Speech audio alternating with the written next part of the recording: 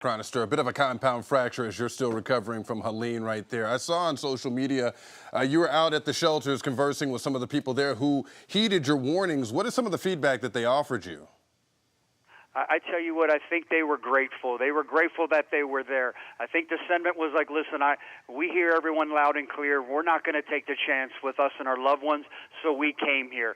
And listen, we know shelters are our last resort, right? It's inconvenient, it's uncomfortable, even staying with a friend. You have to leave your favorite lazy boy chair and go be uncomfortable at a family member's house or a hotel. Worst case scenario, you have to go. And that's what I was doing there. I was at one of the that were at max capacity, and I was just thanking them. I just wanted to say thank you. You know, this reduces the likelihood that we'll lose anyone during this storm.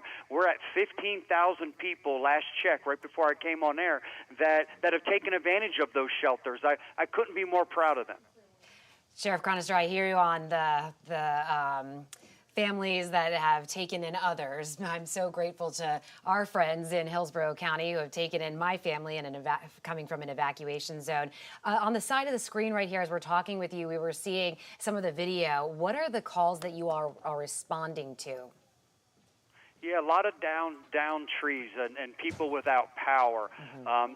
So most of it is roadway obstructions, is most of it. But unfortunately, we've had a 6-year-old who was shot in the chest by his uncle who was messing around with his gun. He was dropped at a hospital. So we had detectives at the hospital, and he didn't even stay with him. He dropped him off and took off. So we're trying to make contact with him. I'm waiting for an update with him, trying to get in contact. So, again, horrible part of what they have to deal with, the men and women here. Not only dealing with the storms and the conditions of the storms, now we have a 6-year-old who's fighting for his life. Oh, that is horrible to hear there, Sheriff. Of course, the spectrum of struggle that you and your team are dealing with right there, I can only imagine. Yeah, this is tough. I mean, they've been worn down. They're in good spirits. But again, I can't imagine that apparently something happened with this firearm. He's with his aunt and his uncle, and somehow the firearm goes off. I don't want to speculate on the details, but I know that we have a 6-year-old, and they dropped off because they were scared to get in trouble and took off. And we certainly will catch up to them.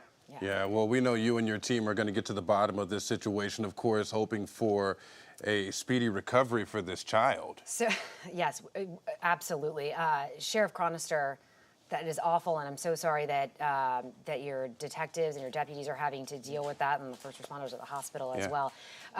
Your message right now to the people of Hillsborough County who are listening, law-abiding citizens, what do you want them to know right now as this eye wall really is brushing up against Tampa Bay?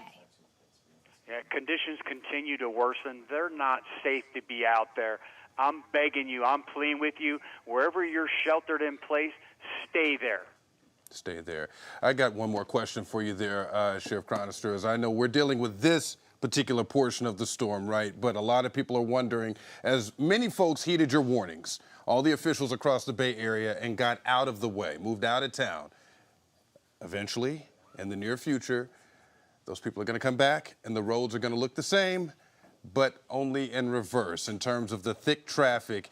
Any words of advice for folks out there? Because I know you've got crews out and about and they're going to have to deal with that part of the storm. Yeah, this is a great point. Just be patient. We'll give you the all clear. We know there's going to be down power lines, and we'll go out with our cut team, and we'll get the roadways open, working with the county. We'll go out and be out there very busy to make sure that you can return to your homes. Right now, we're still patrolling, heavily present in those evacuations areas. I promise people, listen, I'm going to do everything I can to protect your belongings, protect your homes. You just take care of your family. So we will be out there in full force. We're going to work with the Highway Patrol. We even talked about if we had to do counterflow to help people get back in. We just need people to be patient where we can make it safe for them to do so. The last storm, what I hated is we were out there and traffic was backed up because we have people who let their curiosity got the best of them. They're going through deep water. Now their car's broken down. Now we have a car that's obstructing all the utilities and emergency vehicles that can't get to where they need to be. So my advice would be if you give us a little bit of time and you're patient, we'll get you back in your homes and we'll get that power restored that much more quickly. right, Sheriff Chronister, thank you so much for your time, and thank you for all that your team is doing. We do want to get to one of our team members right now, Emerald Morrow, who is live for us in Bradenton. And Emerald, I think you had to step into the hotel. There you are. You are in the hotel. Good. How are things going down there? Hey, Courtney. Yeah, things are actually going pretty well. I mean, you use that word with, you don't want to say things are going well, but I think people are really trying to make the best of what is really a bad situation. I mean, where we are, they've got games actually set out. You can see some dominoes, a Monopoly, and look at this, the game of life, twists and turns. How about that? I mean, I would definitely say we're in for some twists and turns in this game of life that we're in right now as we anticipate Hurricane Milton. I want to bring you over here if you'll come with me this way, because I've been talking with a family. Hi, everybody. How are you all doing? Yeah, so we've got Tony and Freddie Lavison, and I didn't get your name. Anika, so nice to meet you. I'm so sorry that we're meeting under these circumstances. You guys have a home on Anna Maria Island. Can you tell me how you're feeling right now? I'm scared. I'm really, really scared. We are 3 houses from the Gulf, so Talk to me a little bit about your preparations and things that you've done and kind of your emotions as you went through those leading up to this moment. So we arrived just after Helene, so we have been volunteering for a couple of days helping people. And then when we heard about the storm, the hurricane, we started to getting sandbags, and they were putting out plywood at the windows and moving stuff up to the condo. We live on the 2nd floor, so. And your husband, Tony, he was telling me that he's a doctor, and he has this very calm demeanor about himself, and he credits being a doctor as to why he is so calm through this literal storm. He's your rock. How does it feel to hear her say that you're her rock? That feels good. So I try to be her rock. Yeah. That's very important during a time like this. Talk to me about how you're feeling. I'm thinking that life is the most important. So if our house gets destroyed, that's material stuff. So it's a life saving, absolutely. But I'm not so worried. No. And Freddie, how about you? I'm probably with Dad on that one.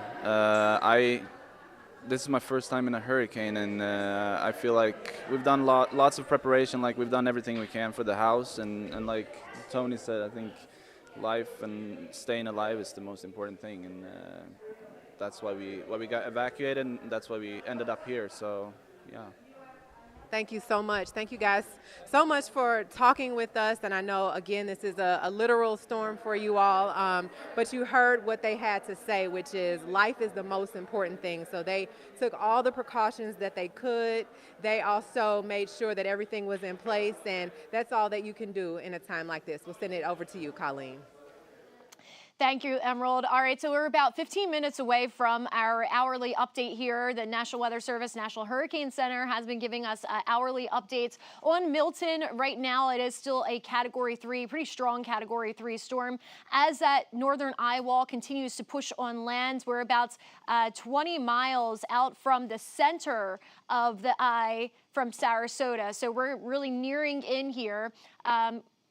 And we have a live look in Sarasota. So let's go ahead and take that, and we'll dive into some of the warnings. Wow, look at that. So you can really see the trees being blown over and the camera shaking around. Very reduced visibility, hard to see here on that Sarasota camera. And I can't tell what that flash was, but very hard. I mean, the visuals are not very good on this camera right now, and I wouldn't be surprised if that camera was knocked out the way that it's shaking around. So you can see those trees just blowing over completely. And yeah, let's get back to the map here. So we're about 20 miles away from official landfall. Now we are expecting that within the hour here, I would say. And you see all the colors lit up on your screen. That would be those flood warnings that keep getting updated as those heavier bands of rain continue to spin around in that counterclockwise motion. So we have a lot of heavy rain here. Also, we have that high wind threat. We're going to get into all of that, but again, here's a closer view. I'm glad to hear that a lot of those folks in Bradenton did make the choice to evacuate. We wanted all of our coastal areas to evacuate, and it seems like a lot of people listened to orders this time around. So that's great news.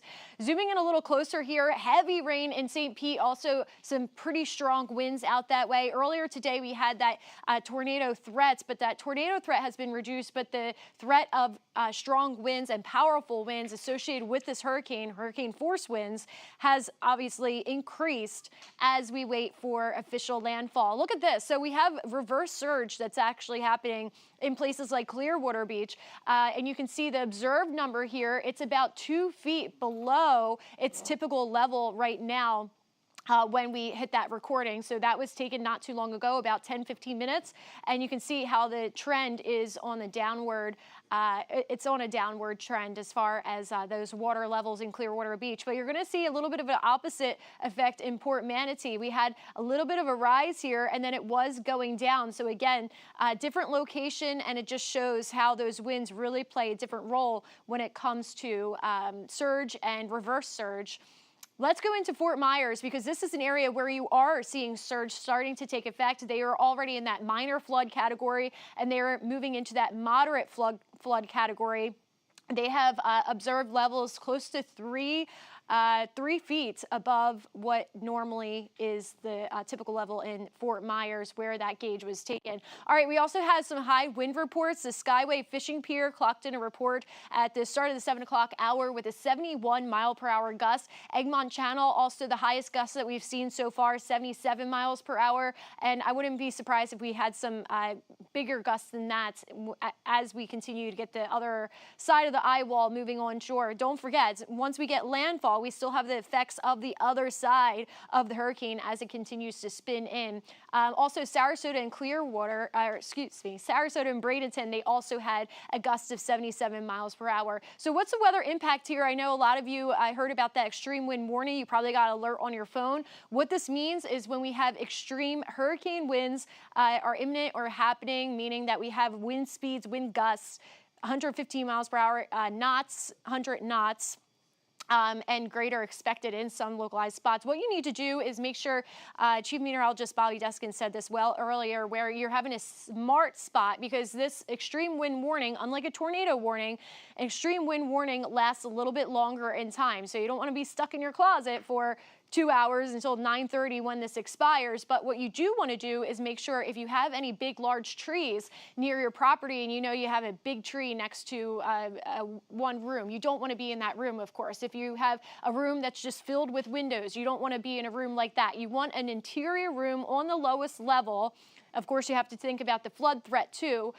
So again, think of the threats that are near your home or near your evacuation place. Thankfully, a lot of these evacuation places that we tell you go to are pretty sturdy. Schools, big buildings with a lot of people, and more inland. But again, high winds, you do have to be careful of that. So that extreme wind warning was initially issued for Hillsborough, Manatee, and Pinellas County. That could be expanded into a few more counties, and that is in effect until 9 p.m. So again, you want to make sure you have a comfortable spot, but a smart spot while you ride out this extreme wind warning, because we could have winds 100 to 115 miles per hour as we track Milton moving onshore, continue to move onshore. A couple areas that are impacted by this, of course, Bradenton, Bayshore Gardens, Bradenton Beach, Anna Maria.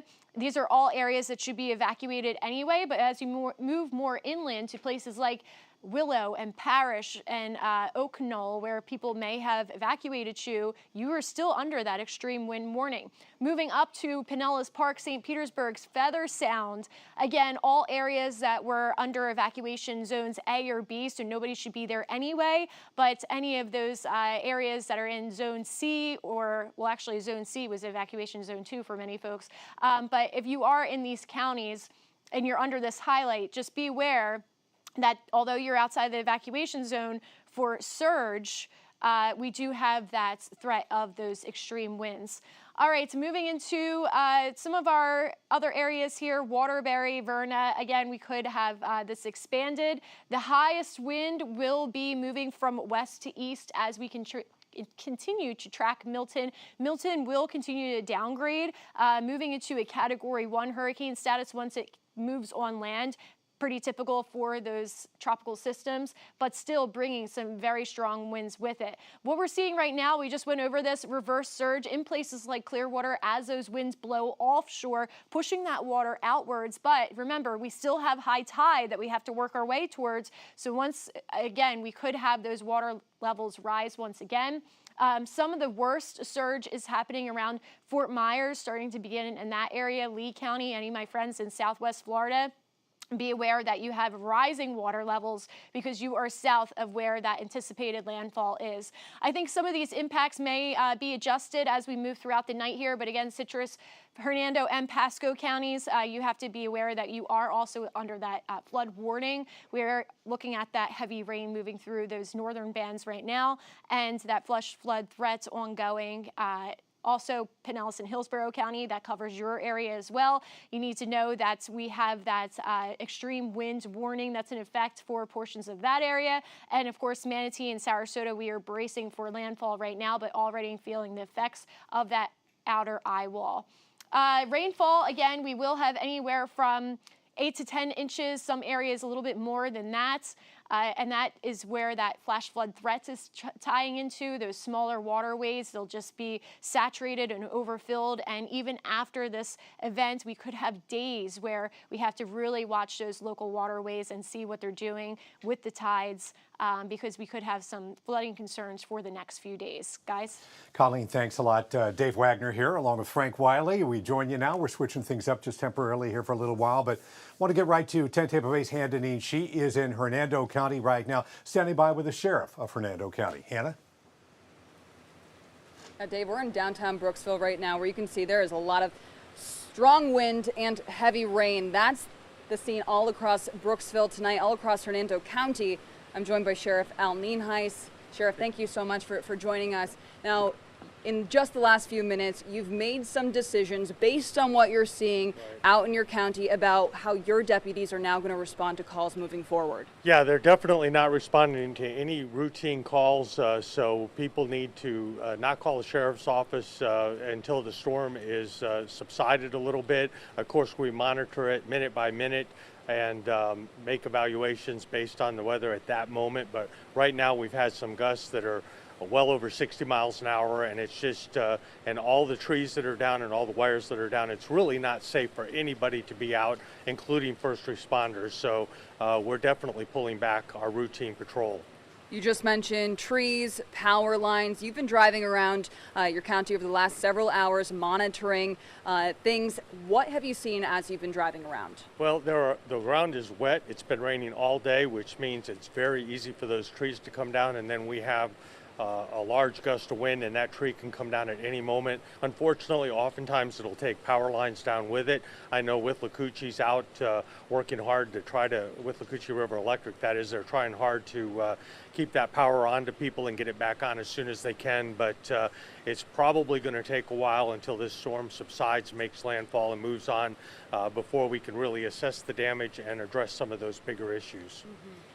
It's certainly messy out here. We just saw actually a driver driving the wrong way down this road behind us. What's your message to people across your county tonight? Well, we usually tell people you have a little extra time. You know, we've been telling them for 2 or 3 days you have time to get your house in order and get to the shelters, but obviously it's way too late to do that now. Probably the best thing, if somebody's in their home, now is not the time to try to get out to go to the shelter or do anything else unless it's really a life or death emergency, because obviously, as you've seen, some of these gusts are just way too strong to be driving in. It's way too dangerous. It's easy to go off the road and have a traffic crash, and then not only do you have a problem, obviously, but now first responders have to try to get to you and put their life in danger. So people need to stay home, watch Tampa Bay 10, and ride the storm out. So.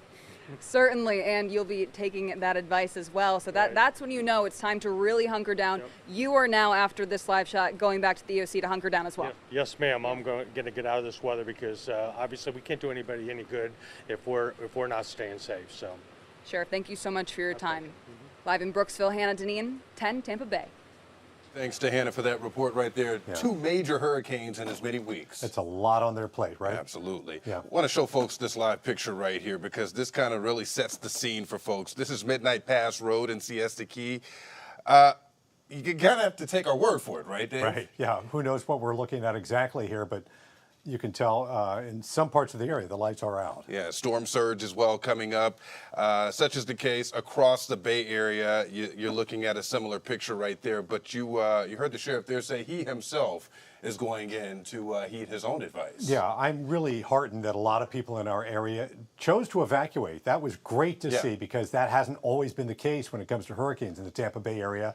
I want to go live out to Chris Hurst. He's in Orlando right now, standing by with a lot of those folks who journeyed down I-4 to Orlando to escape this storm. Chris? Yeah, Dave and Frank, good to talk to you again. We actually stepped back outside. We were inside for the last couple of times that we talked to you. The conditions are starting to worsen here in Orlando. For much of the day, the concern was about tornado warnings. We had tornado warnings in Orange County for at least about an hour. That was a couple of hours ago. But right now, I'm going to step outside. Justin Young is going to zoom in on the palm trees to kind of give you a sense of what conditions are like here right now. You know, if you look on the radar, the rain sort of ends right here in Orlando and points south and east, but that's very deceiving because as Milton comes more onshore, it's going to continue to push a broader swath of rain and wind into central Florida. So we are seeing, I think, the highest sustained winds and the highest gusts we've seen from Milton so far here just in the last, I'd say, 20 minutes. Whereas for most of the day, the winds were sustained in the 20s, gusts into the 30s. Right now, we're sustained into the 30s, I'd say, maybe high 30s, and gusting now over 50 miles per hour, but still nothing like what we're seeing closer to the wall near the Bay Area. And that is where so many people are from that are now temporarily here at the Doubletree in Orlando.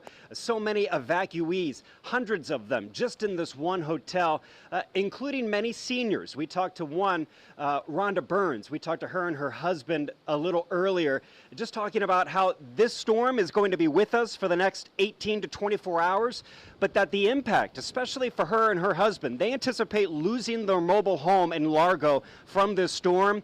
Their routine is going out the window.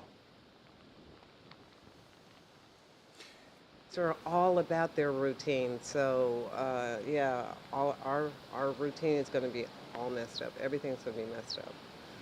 And this is the first time we ever had to deal with something like this. So. Okay, I lost my earpiece just a second ago, so I apologize for that. So obviously we know that isn't just about today and tomorrow. It's about the days and weeks to come as we are starting to feel the full brunt of Milton for the first time.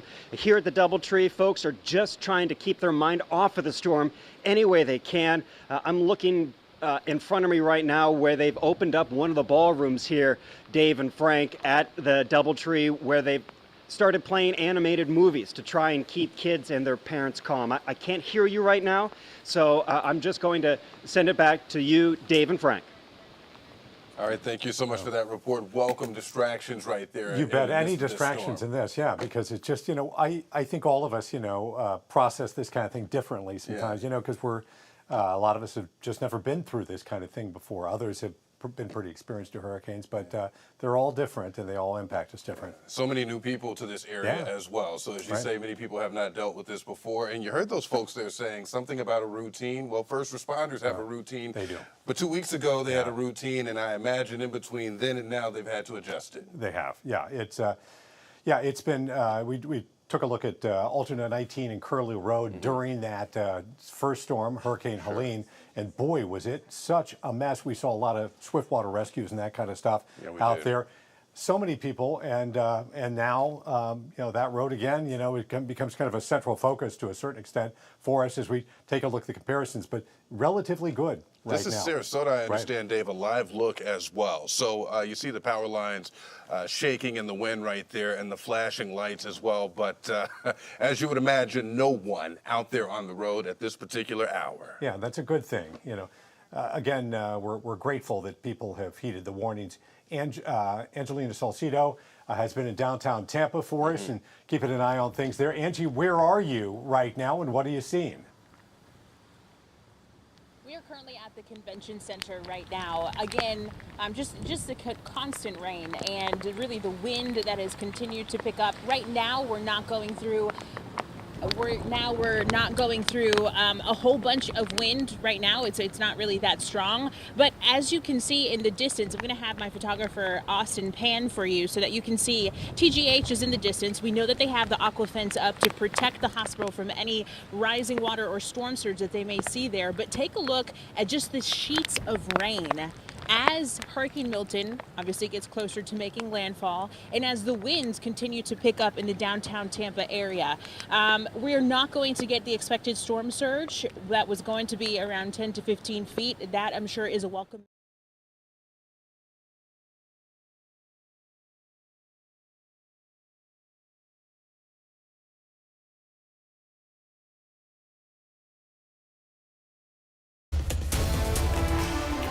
We interrupt this program for a 5 on Your Side special report.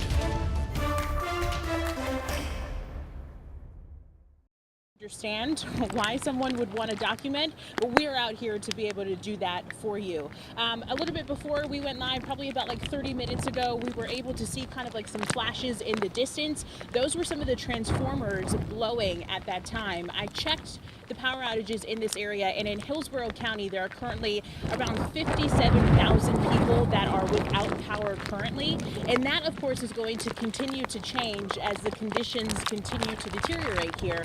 So we are going to be continuing to track what it looks like here in downtown Tampa, but of course, because people are supposed to be staying home, we did want to give you guys a look at what things are looking like right now as Hurricane Milton continues to get closer to making landfall in Florida. Intermittent struggle right there with the wind as you're contending with the weather right now to speak. I want to get to Chief Meteorologist Bobby Deskins because, Bobby, my friends down in the Sarasota area, Manatee County as well, saying their ears feel kind of like they're on a plane, right? And that is to be expected. Absolutely. As this eye is moving over. Pressures are dropping. Yeah, they're dropping Tampa and Sarasota, but Sarasota's dropping much quicker. That is the center of the eye. Now I'm getting ready to move onshore. Part of it already is. That's why their ears are popping like that. The rain extends all the way up into Georgia from this, just about to Savannah. And then some rain, some bands that went through the Keys. But you can see the bottom of the rain. Look, there's Sanibel right there. And that's almost the bottom of the rain. There's some dry air getting sucked in around the back side of this. And so the heaviest rain is going to be there right along and north of the eye wall. Big time storms. That was that tornado damage we saw over on the East Coast. Those storms have moved offshore. Now it's the wind damage that's pushing in right here and the very heavy rainfall. 8 to almost 9 inches of rainfall in some of the heavier spots so far here, and that will continue to add up over the next 2 to 3 hours especially. The highest winds are right there on southern Pinellas, MacDill, out through Apollo Beach, almost over to Ruskin as well. There's the eye. It is just about moving onshore now. Again, obviously those pressures are dropping. But let's talk a little bit about the surge levels because 8 to 12 for Fort Myers.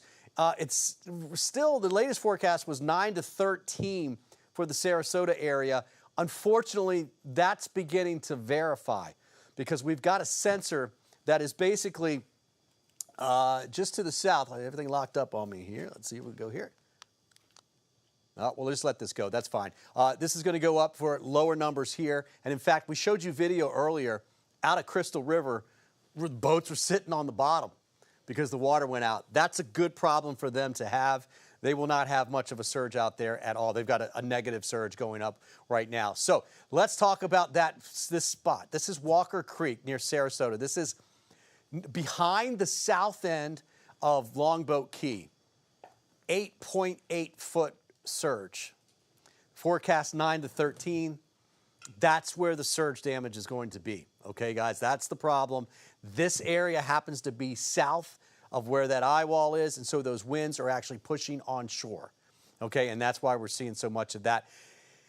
I mean, I think we could go probably another foot or so because we are just now getting the center onshore, which means we still have winds blowing onshore. All right, and I do think they're going to drop down just a little bit. Yeah? Bobby, I know you're going to get to this, and I know you've got a lot to get to, but a quick question for you. I know you tell us how quickly the storm is moving in terms of how fast that eye wall may move from one space to the next. Yep.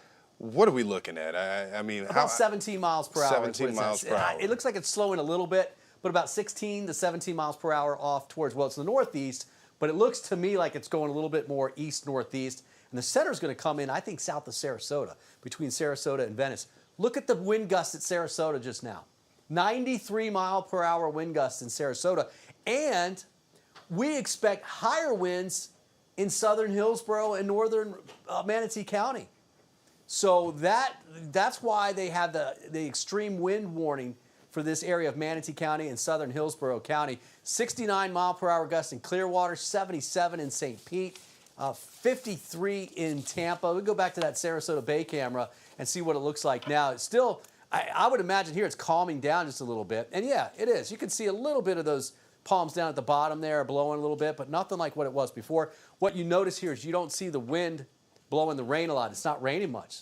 There's really no rain in the eye of this hurricane. And that's what's pushing across Sarasota right now. Don't let that fool you because it is going to pick back up. We're going to continue to see winds, but they're going to actually push in from the north and the west. Very heavy rainfall as you get into parts of, let's see, northeastern Hillsborough County. There are the wind gusts that we've seen, 54 in Clearwater. You've also got 53 in Tampa, 89 mile per hour peak gusts so far in St. Pete. That's with the wind coming across the bay there. Obviously, the highest so far is 93 in Sarasota. But these numbers are going to start to go up here in central and eastern Hillsborough and eventually over into Polk County as we go through the next 2 to 3 hours. That's when the storm system is going to move through. Here's some other numbers. Egmont Channel, 77. Same thing, Sarasota, Bradenton, that was earlier. Now, obviously, 93. McDill's seen 52. Lakeland, 52. Tampa's in the 50s now, although as of 6 o'clock, we had 44 mile per hour wind gusts. So everything seems to be verifying. And then the forecast here is going to keep the gusts very high through midnight. And then they start to come back down. So, again, what time we got here? We've got some time, right? Next 3 hours or so. We're going to be seeing very high wind gusts. This is what concerns me a little bit, especially if you live out on the coast. And this includes even Newport Richey, Port Richey area, but Tarpon Springs, Clearwater Beach, Dunedin. Some of these winds, especially when they get going in out of the north and the northwest overnight tonight, it's going to be a loud night. It's going to be loud out there on the coast because that wind's going to be coming off the coast. And these numbers are for Tampa. You could add 5 to 10 miles per hour onto your locations. If you're right along the Pinellas coast, the Pasco coast, I'd add 5 to 10 to those numbers for gusts overnight tonight because once that W shows up, that little bit of a westerly component, it's going to be coming in off the Gulf, and there's not much to slow it down. So we're getting there, guys. It's still, the timing does look the same as far as peaking out with our winds, and that will be right around midnight. I think the eye comes in here right around 9 o'clock. All right, well, between Sarasota and Venice, and then we'll slowly work its way in. So as that happens, the wind field expands a little bit, and that's why you don't see these numbers going anywhere. And it's because that's the part of the process of the system weakening. It actually kind of stretches out a little bit. So we're getting there. We're about, what do we got here? 6 hours of the worst weather, and then things will start to get a little bit better here. All right, so let's talk a little bit more about the radar. And we can see that basically we've got watches and warnings have been going away. Not as much as what we've been seeing lately as far as the tornado warnings. But you can see that we're going to keep those as we go through the rest of the, well, I'd say rest of the hour. Let's just call it that because tornado warnings have moved off the coast, but the watch is still in effect. And some of these bands do have the chance of producing something. It's not a whole lot that I'm worried about at this point. Wind speed so fast, it's tougher to even do that. But the main concern is going to be this northern part of the eye wall right here. Just about there, right? So I'm thinking somewhere in here by where it says 75, that would be landfall within the next 30 minutes. So Venice, Venice. Vamo. Vamo will get it. I think that's where we're going to get the official landfall here. Again, coming up in about less than 30 minutes or so. So that's why things have quieted down there just a little bit. Unfortunately, you get up in here, and this is where we're starting to see that surge of almost 9 feet. So hopefully we've seen most of that, and it only peaks out maybe just a little bit more. I don't think we're going to get a whole lot more out of that, but I do think there is a chance that it holds there at least for the next hour or two. Back to the big picture, and the folks up north, we haven't talked as much about Crystal River because you haven't seen as much, but look where all the rain is, and this is really going to pile up. In fact, the highest numbers are going to be Pinellas, Hillsborough, Northwest Hillsborough, Northeast Hillsborough. Those areas are going to end up with about 10 to 12 inches of rainfall. And I've seen video. My friends sending video too. Dan, thank you for that. It's showing the neighborhood, and it's going to fill up pretty quickly out there. Guys, watching this now, good news is we don't have any tornado warnings in the area at this time. The main concern is going to be this high wind that's right here along the coast. All right, Bobby. Thanks very much. We are keeping an eye on things, and I'm here with Courtney Robinson, Dave Wagner, kind of switching things up. It's giving people a chance to take a break, but let's go to Miguel Octavio. He is in Lakeland right now. Miguel, what do you have for us? Dave, we're under a covering here in our hotel room, and that's because the winds and the rains just continue to get stronger here in Polk County. The county made it a point for people to shelter in place and hunker down. And while much of our attention are in those coastal areas, when Milton does make landfall, they warn they are anticipating this to travel across the state, bringing those heavy, strong winds and heavy rain as well. Stepping outside under the awning here, we can feel a little bit of that rain coming down here, and we can feel a bit of that wind as well. And these conditions are only expected to get more dangerous through the evening. We already have reports of power lines coming down and some roads that are flooded as well. And here in the dark, you really don't know how deep some of that water is. Another concern we've been trying to keep track of here in Polk County are those tornado warnings earlier. Still a concern for a number of people here. Here at the hotel room, we've been talking to people who evacuated to a safer place here. Some of them living in Hillsborough County, keeping track of their homes on Bayshore Boulevard, keeping track of their homes in Apollo Beach. Some of them even here in Lakeland. And when they heard about the concerns over how strong those winds are, they are just hoping they can get home and make sure they can still find their home just as they left it there when they evacuated. So although this isn't necessarily an evacuation zone, they know those winds and the heavy rain that continues to pose a threat.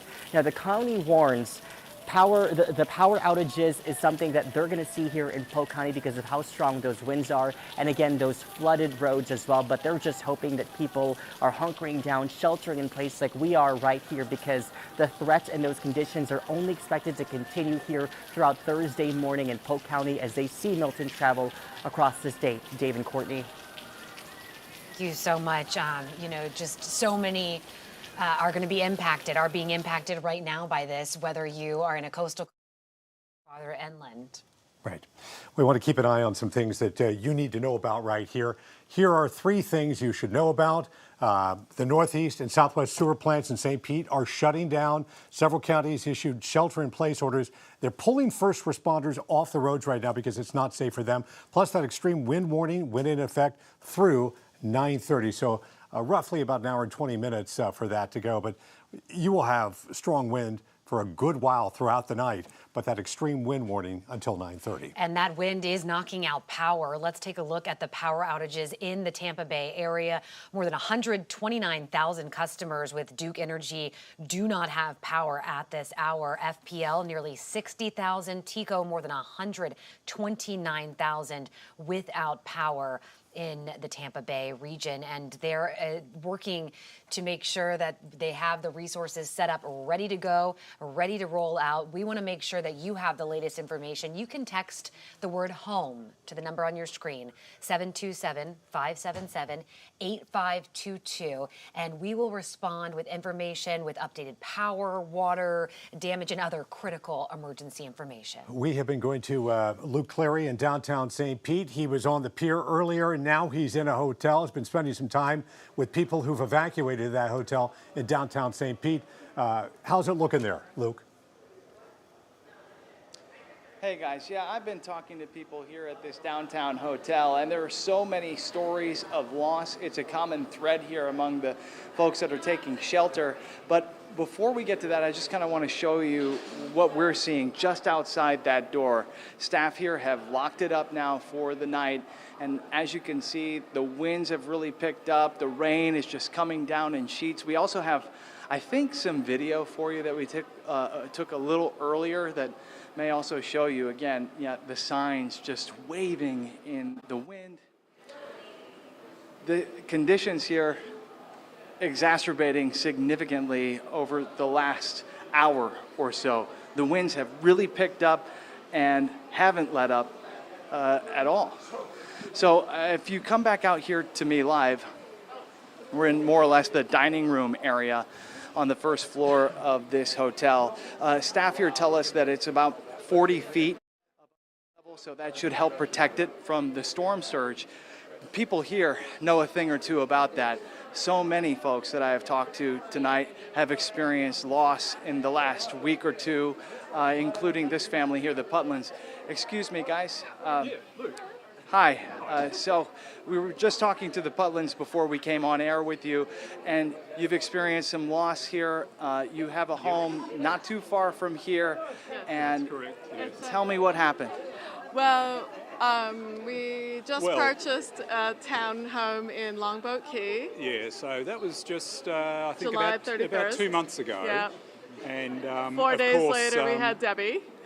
And yeah, which involved a bit of flooding, and then there was Helene, which involved a significant amount of flooding. And I suppose when you buy a place on a sandbar, good luck. Yeah. But we got bad luck. Yeah. But at the end of the day, we were able to sort of cut back the walls and remove all the cabinets, etc., with a lot of help, fortunately, from some great people.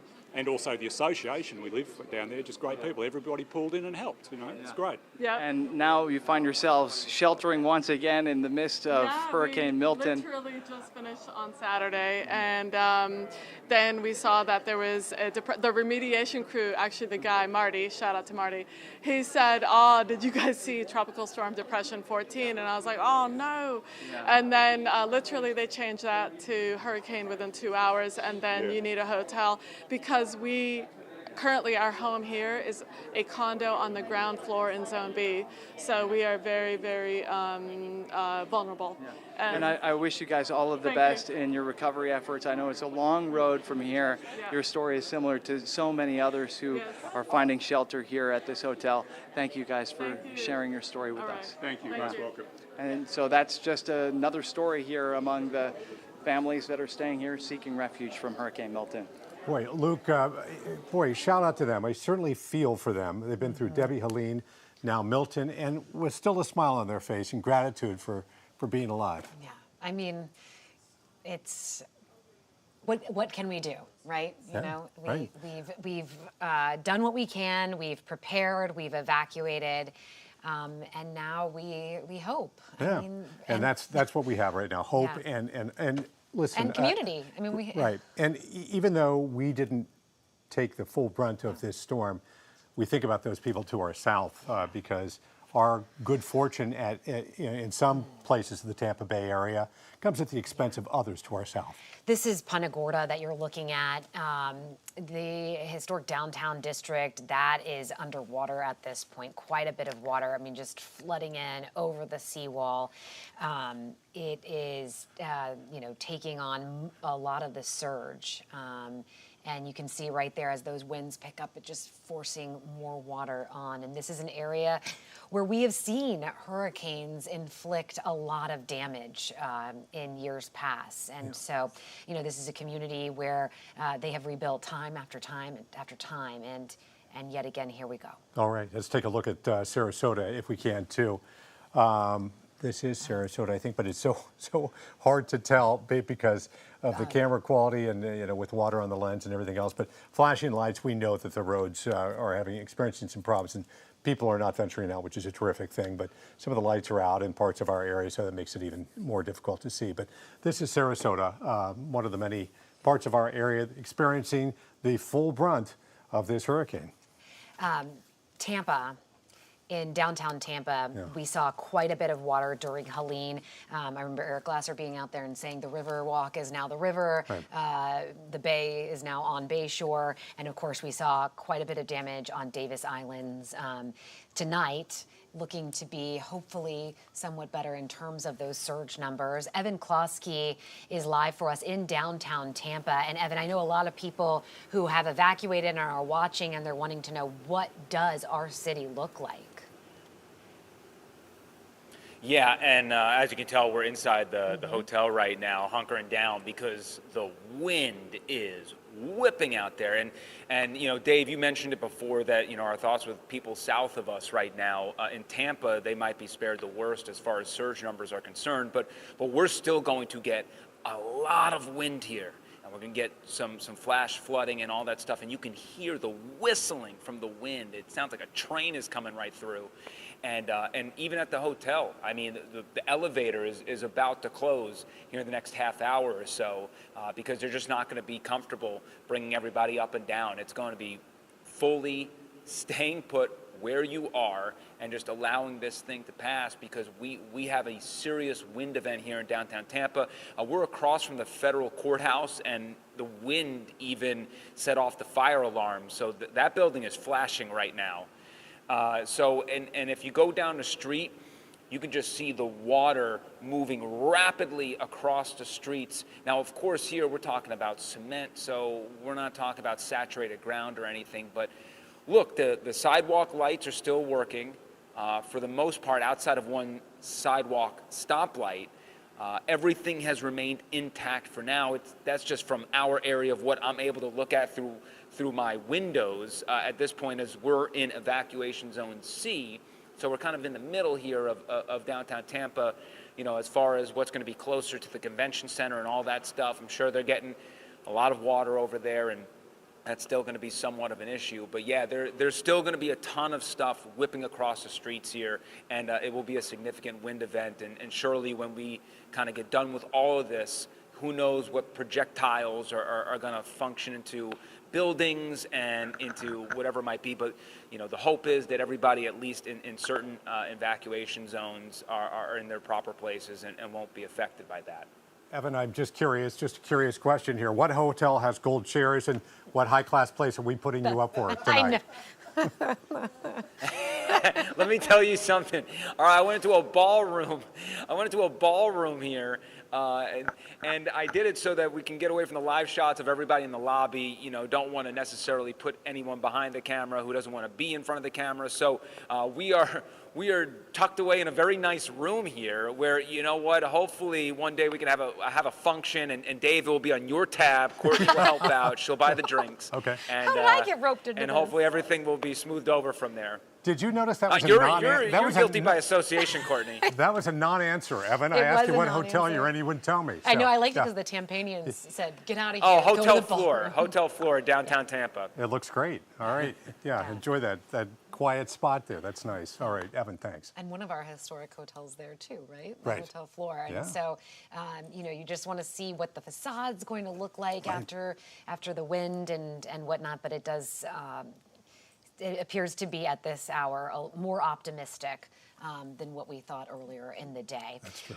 We do want to show you a look at, this is alternate 19 Curlew Road. Oh man, just look at that wind sweeping the rain through. This is where we saw so many rescues happening in Palm Harbor here, right?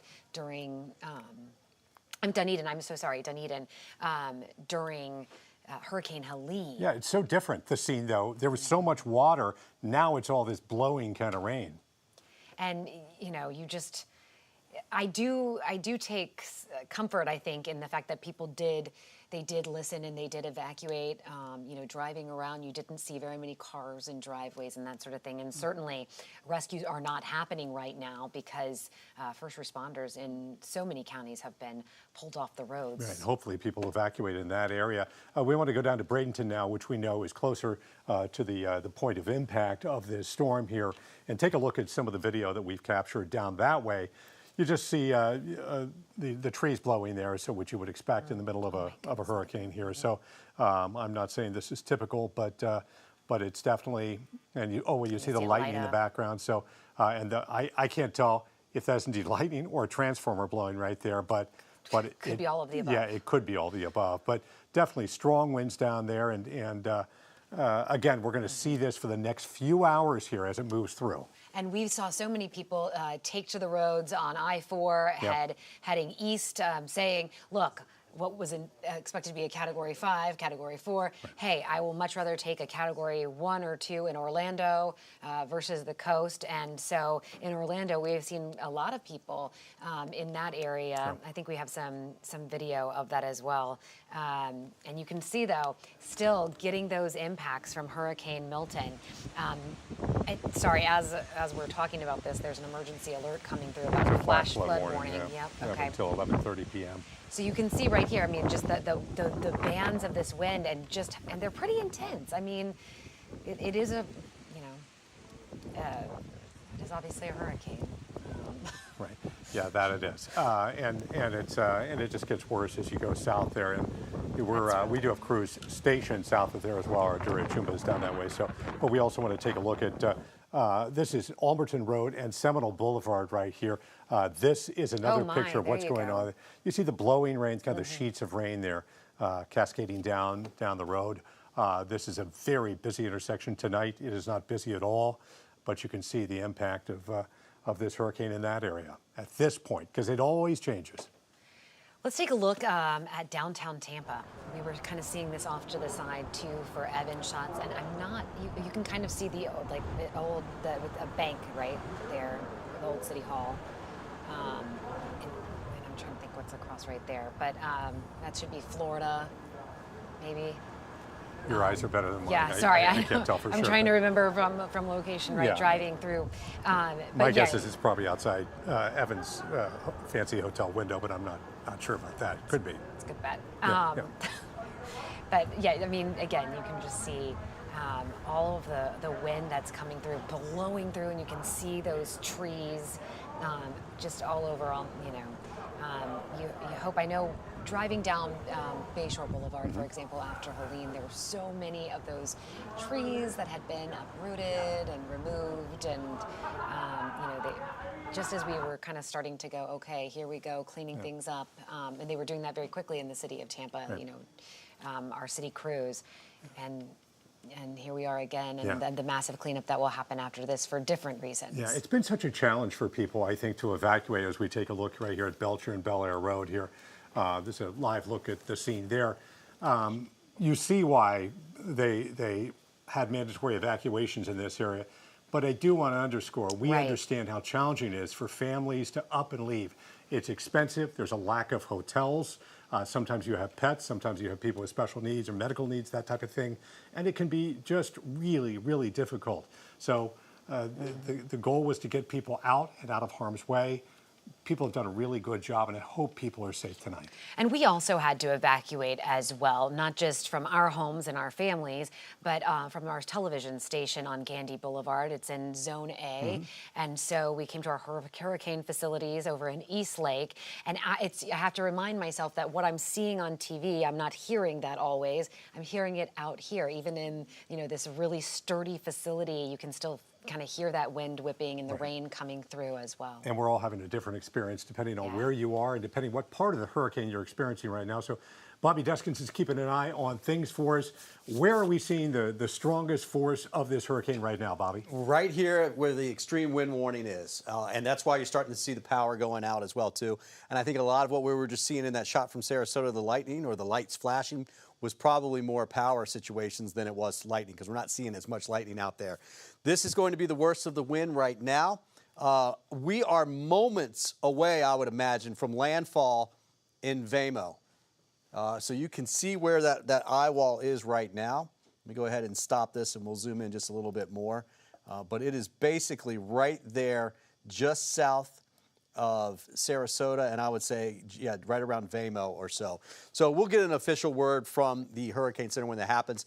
Landfall is not the leading edge or anything like that. It is literally the center of the eye or the center of the storm. Sometimes there's no eye. That's what the Hurricane Center has been tracking. That's what the hurricane hunters go in and try and find. That's what goes into the model data, right? We think we see it. We think it's here. We finally get hurricane hunters out there, and they say, yep, it's right there. That data goes into the models, and now we know where it's starting at.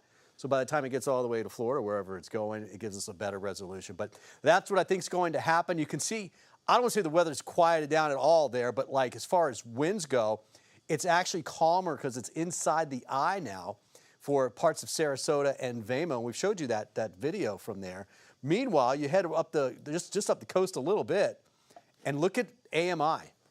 This is wind coming out of the bay. And my concern about that was the backside of Anna Maria Island here, because that wind is gusting 70s, 80s, almost to 90 mile per hour. And the water levels are pouring out of the bay right now. So I'm kind of betting, I'm thinking 4 to 5 foot of a negative surge. We've seen a 2 foot negative surge so far, but that now is turning more northeast. It's been kind of coming in this direction. Now it's coming a little bit more from the north down to the south, and so that's perfect to draw the water out. That will put some water back up towards the back of Fort DeSoto, Egmont Key, but I'm more concerned about the backside of Anna Maria Island right now because it's so low lying, and that water it's a surge. It's literally because it's water moving and pushing up against the back of the island. So I think they're actually going to end up with more water coming over the backside. I don't think it's a lot, but I certainly think some of that will happen. The Hurricane Center, I think I showed you that earlier, their forecast model said about 1 to 3 foot is possible on the backside of that. And look, after having a forecast of 10 to 15, if we end up with 3 to 4, we don't want anything, but that's a whole lot better and less destructive than 10 to 15 foot. So that's where that sits at this point. The center of it, moving on shore, a little bit bigger here, that'll start to fill in a little bit. It's not going to look as concentric circle and clear, but this is the back of the rain here. And if you notice, these aren't moving as far back to the south as these are because there's higher wind here. So that's an indication that that wind is going to be dying down here.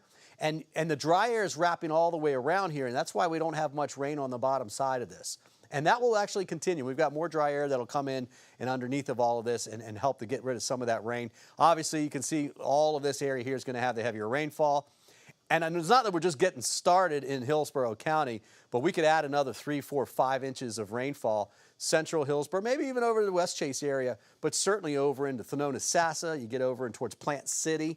Another 3 to 5 inches of rainfall is possible as this slowly moves off towards the north and the east. Let's reset here real fast and bring you back up to what the Hurricane Center has got here for numbers. We're looking at, what do we got now? 8:30 update, 5 miles west of Sarasota, Florida. So perhaps you're going to give Sarasota the landfall. And that's just now, right? We're 8:39. That's what time we're at, 8:33.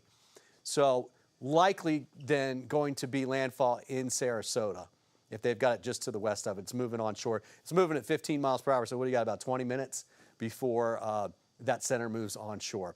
120 mile per hour winds. That makes it a major hurricane, 111 and higher. Siesta Key.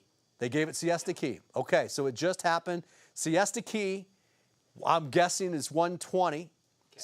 Cat 3 major hurricane has made landfall at Siesta Key, moving east-northeast right now at 15 miles per hour. The track, for what it's worth, you can see it here now, will continue to move across the state, and it will stay a hurricane all the way across. And in fact, it's probably going to be very close to it here and then even weaken a little bit as it gets out over the Atlantic Ocean. So there it is. Winds going from 120 now to about 2 a.m. down to 90. So Lakeland, Eastern Hillsborough, Lakeland especially, Polk County, Bartow, Winter Haven, Haines City, we still got weather coming through. We're going to get worse weather actually coming through for our inland counties, east of I-75 especially, but especially Polk County and northern Hardy and northern Highlands County. That will continue to drift further to the east. I do think it will slow a little bit now. It has. It was 17 miles per hour to east-northeast. Now it's 15. But I do think it'll actually start to pick up by the time it gets out here towards southeast Polk County, and that'll be after midnight tonight, and so that'll pull everything out of the way. But still a ton of rainfall to come through the area. If you evacuated from AMI, if you evacuated from any of these places, and we did not get the surge that we were thinking was possible, we knew it was a possibility, thank you. Because AMI is getting hit hard right now. And we dodged a bullet in Tampa Bay. There are going to be some areas that get flooded there, especially Feather Sound is going to take on a little bit of water here. It's not going to be terrible. Apollo Beach, I'm kind of worried about the backside of a little bit of water coming into Apollo Beach. That would be about 2-3 hours from now. But if this storm, instead of going in at Siesta Key, goes in up here, we've got a whole different situation in Tampa Bay. That's how close it was. Now look, when Ian came, it was coming in right here and it went all the way down to Fort Myers area. So that was a big jump. This, just a little bit of a jog to the south, is going to make all of the difference. Guys, this will go to 9:30, so we got another hour on that, and it's moving slow across the area. So the other thing about this is those winds are coming down a little bit because it's moving on shore now, but the longer you have that high wind, and most of this is gusts in the 80s, some's going to be in the 90s, the longer you have that, the more damage it's going to do. So we're just kind of on the front end of that now. I would expect another 2 to 3 hours, especially if you're in eastern Hillsborough. Things will get a little bit quieter here later, but 2 to 3 hours to push into Polk County and then to bring those winds down just a little bit for Hillsborough. Not just damage to your homes, but certainly damage to trees as well, and the danger that comes with that. And you heard Bobby say that weather is now moving inland. Chris Hurst is live for us in Orlando. Chris, you are experiencing some of Milton right now, and there's more to come. Oh yeah, Dave and Courtney, we are definitely seeing Milton start to whip up the wind and the rain here in Central Florida, which has become refuge for so many thousands of families in Tampa Bay who evacuated because of the seriousness of this storm. It is really heartening to hear Bobby talk about how some of the actual numbers may be a little less than what we had forecast, but yet still there is going to be widespread destruction in different barrier islands, and my heart goes out to Anna Maria Island. We were talking to folks from Bradenton and Manatee County earlier today who have already experienced devastating flooding this year from Debbie and from Helene, and now we are facing the worst of what Milton has to offer. I'm going to step out right now so you can see what the conditions are like. We've been dealing with tornadoes all throughout Central Florida today. Warnings up our way into Orange County, but thankfully no reports of any touchdowns here in Orange County or the surrounding counties. But the wind now, the fiercest it's been all day, and the wind coming down the hardest all day. And that means that folks right now inside, they were trying to get some entertainment from a ballroom that opened. They were showing animated movies on the big screen. One just let out, and families were coming out into the convention center area that I can see directly in front of me.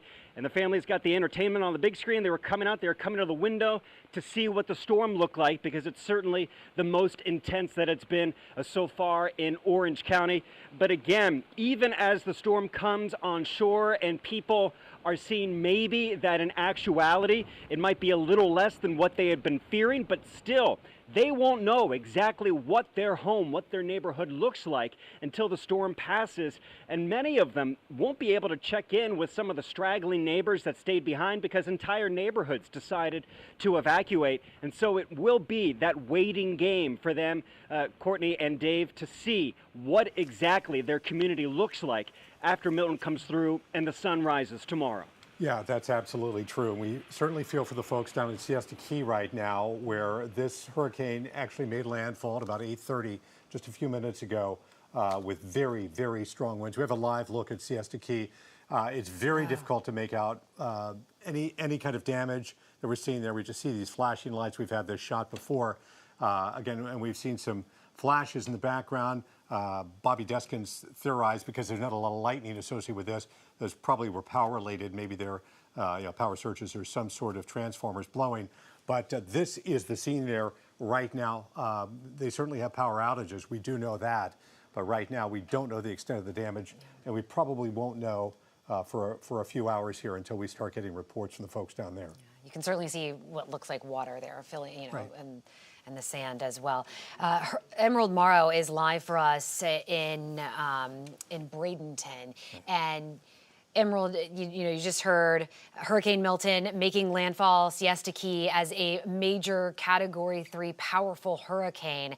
That is part of this community, where you are, and where so many people, you're in Manatee, but so many people know this as home. Absolutely, Courtney, and a lot of people here who have evacuated, you know, they have had so much anxiety, so much concern about their communities and about their homes. So yes, this hits very, very close to home here in this area. We've been getting alerts all night. Manatee County has actually suspended all of their emergency services for the moment, saying they are taking the calls, they're going to prioritize them, but they can't get to things right now. So that is just how serious the conditions are out here in this particular area. We've also been talking to people who have evacuated, and as I said in the last shot, or just last live shot, just trying to make the best of what is a really bad situation. So we've been talking with Milton here. Marty, I'm sorry. That's all right. Hurricane brain. Been talking with Marty here about just why you chose to evacuate, because you live in a nearby mobile home community. Yes, I do. They drove through our park yesterday, it was, with these big loudspeakers telling everybody to get out. I believe most of the folks in our park did, but personally I was not going to take the chance. I'm really happy I'm in this hotel right now. I'd be scared to death if I was still in my mobile home. Yeah, you said you were not going to risk it. You actually are from up north and lived in Michigan for many years and came down here to get a slice of paradise. But now we're kind of going through these storms and you're just like, I am not going to risk this. Yeah, no, it's just not worth it. I mean, you know, things can be replaced, but lives can't. So I'm here with my 92-year-old father-in-law.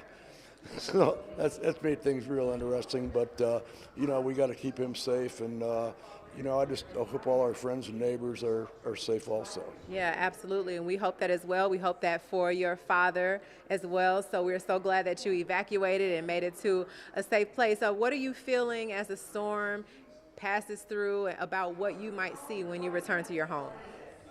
Well, I'm expecting the worst and hoping for the best. That's really all I can do. You know, we've got our important stuff, some of my wife's treasured things, you know, but the rest of it, you know, in the end, it's just stuff, and it'll be what it is. You know, I've got some insurance, but I do think if our house is gone, we're going to move to Texas where all our kids and grandkids are. So, but yeah, we're just trying to make the best of it and keep our spirits upbeat and try to keep spirits around the people around us too upbeat, because, you know, some people are, you know, they're taking this pretty hard, you know. Yeah, absolutely, because this is a very, very difficult thing to kind of wrap your mind around, that a storm this strong coming to the Tampa Bay area. Historic for us, but again, as you heard Marty say, this is something that, you know, you take seriously, and the most important thing is making sure that your life is protected, because those things can be replaced. Sending it back to you guys in the studio. Emerald, let me just ask you, maybe you could ask Marty this if he's still nearby you here. I don't know how long he's lived here, but what was it about this particular storm that made him decide to move? I know people who are in mobile homes need to evacuate during these kind of things, but did he evacuate in the past with any previous hurricanes, and what was it about this storm that made him move? Yeah, so Marty, I believe, Marty, you've lived here for about 5 years, right? 5 years. So we just kind of want to know, tell us a little bit, what was it about this particular storm? Because you talked a little bit before we were on camera about the previous storm. So just walk viewers through why you chose this one, and tell us, did you evacuate previously? A couple years ago, we evacuated to the other side of the state. The last one we didn't, just because the direction, you know, that the hurricane was going. And when this one, you know, I mean, our weather folks they're pretty darn good at what they do. And when this one said it was coming where it was just a no-brainer for us. But funny story how we got this room. My sister-in-law was supposed to fly in Tuesday. They got canceled, so we took the room because so, wow. You know, God works in crazy ways.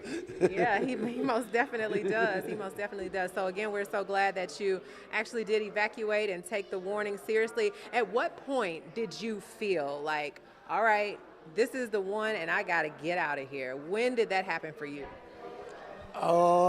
Probably about 4 days ago, because they weren't changing, you know, they weren't changing the course, and we just knew it was going to happen, and it hasn't happened in so long. I guess this was inevitable, you know. I mean, we weren't going to escape the all the other hurricanes that have been in the past. So, yeah, when they weren't changing their mind on the course of the storm, that's when we decided let's start getting our belongings together and get ready to make a move. Yeah, and that has to be such a difficult decision to make, but you talked about the importance of community and the importance of just making sure that, we get through this together. So what message would you like to send to people watching right now who might not have hope?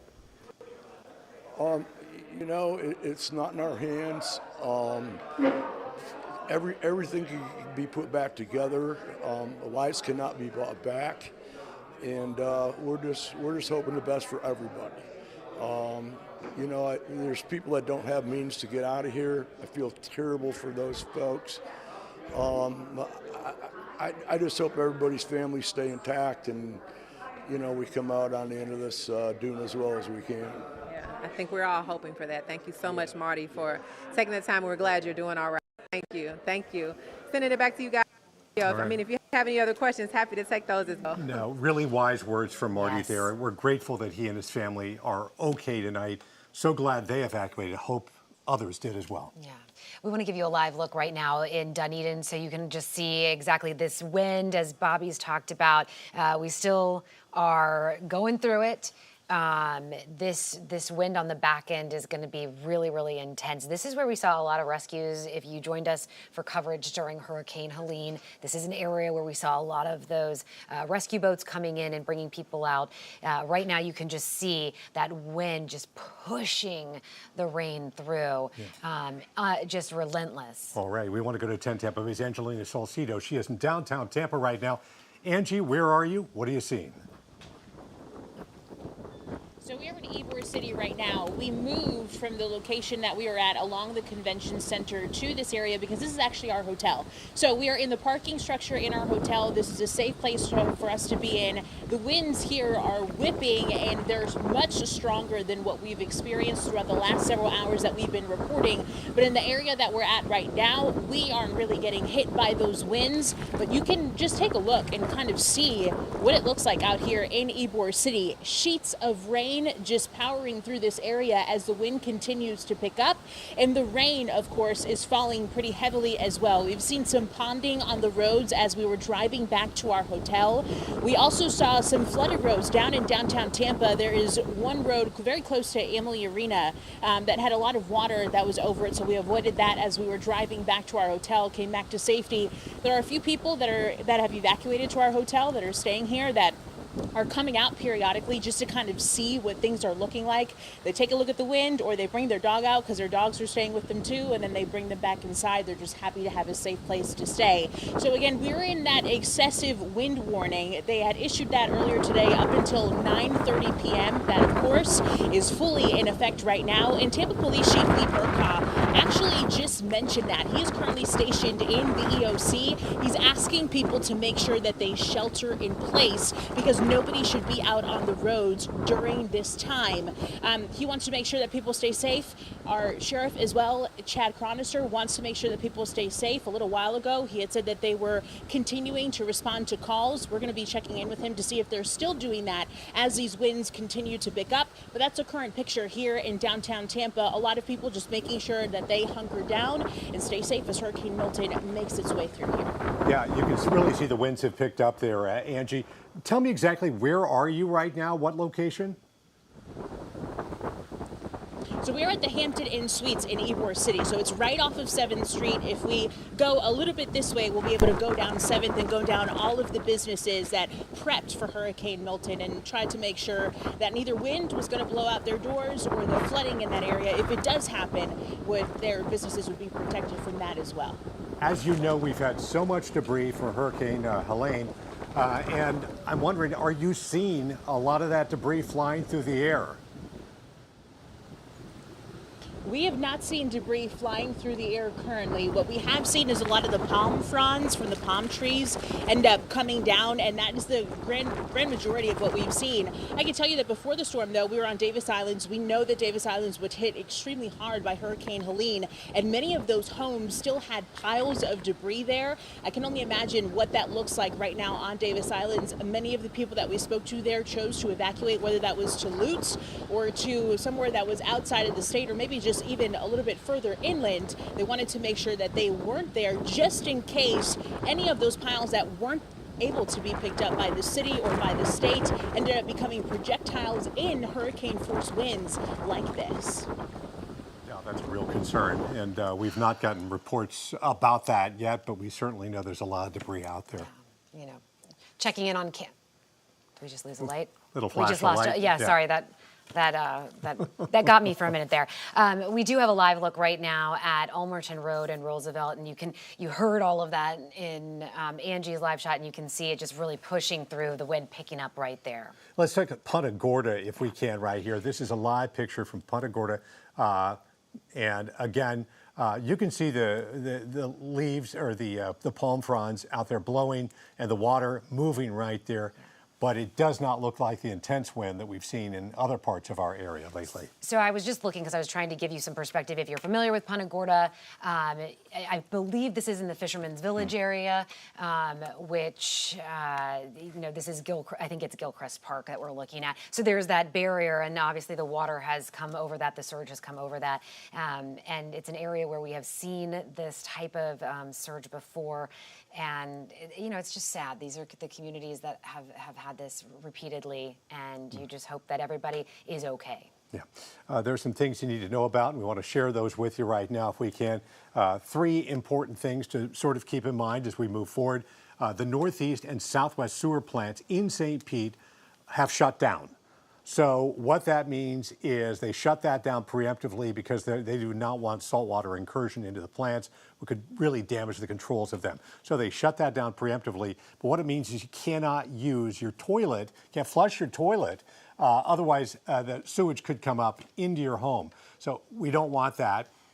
So while they're shut down, it's going to take a little while for them to start them back up. They have not given us an indication when that might be. Obviously, they need to get through the storm. Several counties have issued shelter-in-place orders. They pulled first responders off the road. It's too dangerous for those first responders, so you need to hunker down where you are during this storm. Milton made landfall over Siesta Key. That was at 8:30 this evening. Making landfall as a Category 3 storm, and with Milton's winds, power outages, we are seeing these just rise dramatically. Duke Energy, more than 200,000 customers without power. Florida Power and Light, 60,000 customers without power. TECO, these numbers again rising, more than 100,000 customers without power. And we do know that there are crews that are ready to go when it is safe to do so, the resources that are there to get out there and make sure that they get the power back on as quickly as possible. But there will be a lot of generators as well coming into communities to make sure that people have power. Have to wait for those winds to die down. So that's the key. It's going to take just a little while for them to get an idea of just how bad the damage is and then restore it. Here's a live look at downtown Tampa right now. You get kind of a sense as to what it's like. I'm not sure where this camera location is. I think that's overlooking TGH. Yeah, it looks like TGH right there. And they've got that. Okay, so we're looking off toward Davis Islands that way. A little difficult to make out. I can't tell if it's some signal issue or whether or not the weather is so bad that's making it this. We also have some pictures from downtown Tampa that might give you a better sense as to what it looks like. This right here, this appears to be from obviously an upper story building down there, but you can see the wind, the rain, what you would expect during a hurricane. And you can just see the wind kind of howling through, moving through the streets of downtown. And you wonder what that's going to look like come sunrise, what we're going to see to damage to these buildings. This is Ulmerton at Seminole Boulevard. And again, it's just really the same punishing effects on that back end, the winds kind of moving through that Bobby told us we would have. All right. Yeah, no, and depending on where you are, I mean, it can be a very different effects from south to north and east to west. 10 Tampa Bay's Hannah Deneen is standing by live right now. Hannah, tell me exactly where you are right now, what you're seeing. Well, Dave, we've relocated to our hotel in Brooksville here in Hernando County tonight. The last time I checked in with you all, I spoke with Sheriff Al Nienhuis, and he was urging everyone across the county to hunker down. He was driving back to the EOC to hunker down for the night. So we've taken that advice. We are back at our hotel, and we're getting the storm right on our doorstep here. You can see using through these street lights here, which are fortunately still on, just how powerful this wind is, how heavy the rain is. And the sheriff was just telling me that the heavy wind is pushing trees into roadways. They also have reports of downed power lines across the county right now.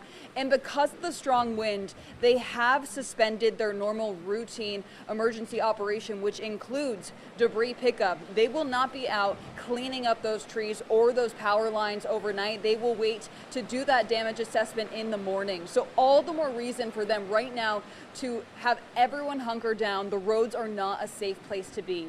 Now, just south of here in Pasco County tonight, they have also suspended emergency operations. First responders will not be out on the road answering routine calls because the winds are simply too strong. In both counties, Hernando and Pasco, though, the officials, they do tell me you're still encouraged to call 911 if you are having an issue. They want to know what is going on so that when it is safe for them to respond, they're up to date with everything that they need to do. And of course, they will take action as soon as it's safe to. In Brooksville, Hannah Deneen, 10 Tampa Bay. Thank you so much, and we're glad that you guys are safe. Moving back to the hotel, we want to get right to Chief Meteorologist Bobby Deskins. Bobby, Milton made landfall just about 20 minutes ago, Siesta Key, and it is far from out of here. Yeah, 8:30 at Siesta Key, 120-mile-per-hour winds. Was forecast 125. Pretty good forecast from the Hurricane Center. A little south of Sarasota. But as you mentioned, we still got a lot of it to deal with, especially right here in Palmetto, Bradenton, Anna Maria Island. Eventually up towards Ruskin that's where we have some of the heaviest winds right now. And you can see it right here in this area here. There's the radar site at the National Weather Service office. There's Anna Maria Island, Bradenton, obviously the Bradenton River running in through there. That's where the heaviest winds are. Water pouring out of the bay now. The problem is some of it's coming up on the backside of Anna Maria Island. So that's the one thing we want to watch. It will push down towards Sarasota Bay. That's going to have really a flow of water going down there from north to south. Take a look at some of the heavier rains that's up into northern parts of Hillsborough County, northern Pinellas. I think for northwestern Hillsborough, all the way across really, the highest winds are actually going to stay just to the south. I'd say Fishhawk over to McDill, Waimama certainly, southeastern Hillsborough will get more of it, Sun City Center. You can see on the extreme wind warning that we have, it does go all the way up to basically northern Pinellas and Hillsborough County. But I think the core is going to be right here along that Hillsborough-Manatee border. And you can see it in our velocity product. This brown that you see here, that's the higher winds. And notice where they started, and a lot of them too, right? And now look, it's starting to weaken a little bit. And the amount of those high winds is coming down. So I could query some of these. I mean, they're basically, it depends on where you grab it at, but really, that's going to be anywhere from, I'd say, 100 to 115 mile per hour winds. There's 70 there, 73. Okay, they're coming down now. That's good news, 66. So good. Actually, those winds are really coming down.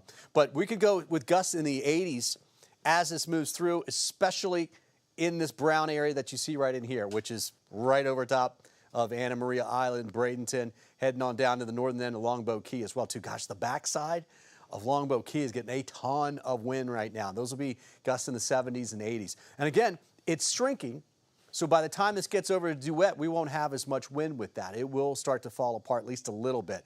Forecast track takes it off to the east-northeast. You can see right across Polk County. That means that this heavy band of rain that you see right here, those darker reds, will go just like that across Plant City, Brandon, Lakeland, Fishhawk, Bartow will get very heavy rainfall as well. That I-4 corridor, I mean, man, oh man, a ton of rain there. That could generally end up being at least, I'd say, 7 to 10 inches of rainfall by the time it's all said and done on the I-4 corridor. And there'll be some spots, well, we've already got 8+ for parts of Pinellas, and we're still adding on to it. And in fact, let's just look at a couple spots right now. You're going to notice, look at all these bright yellows.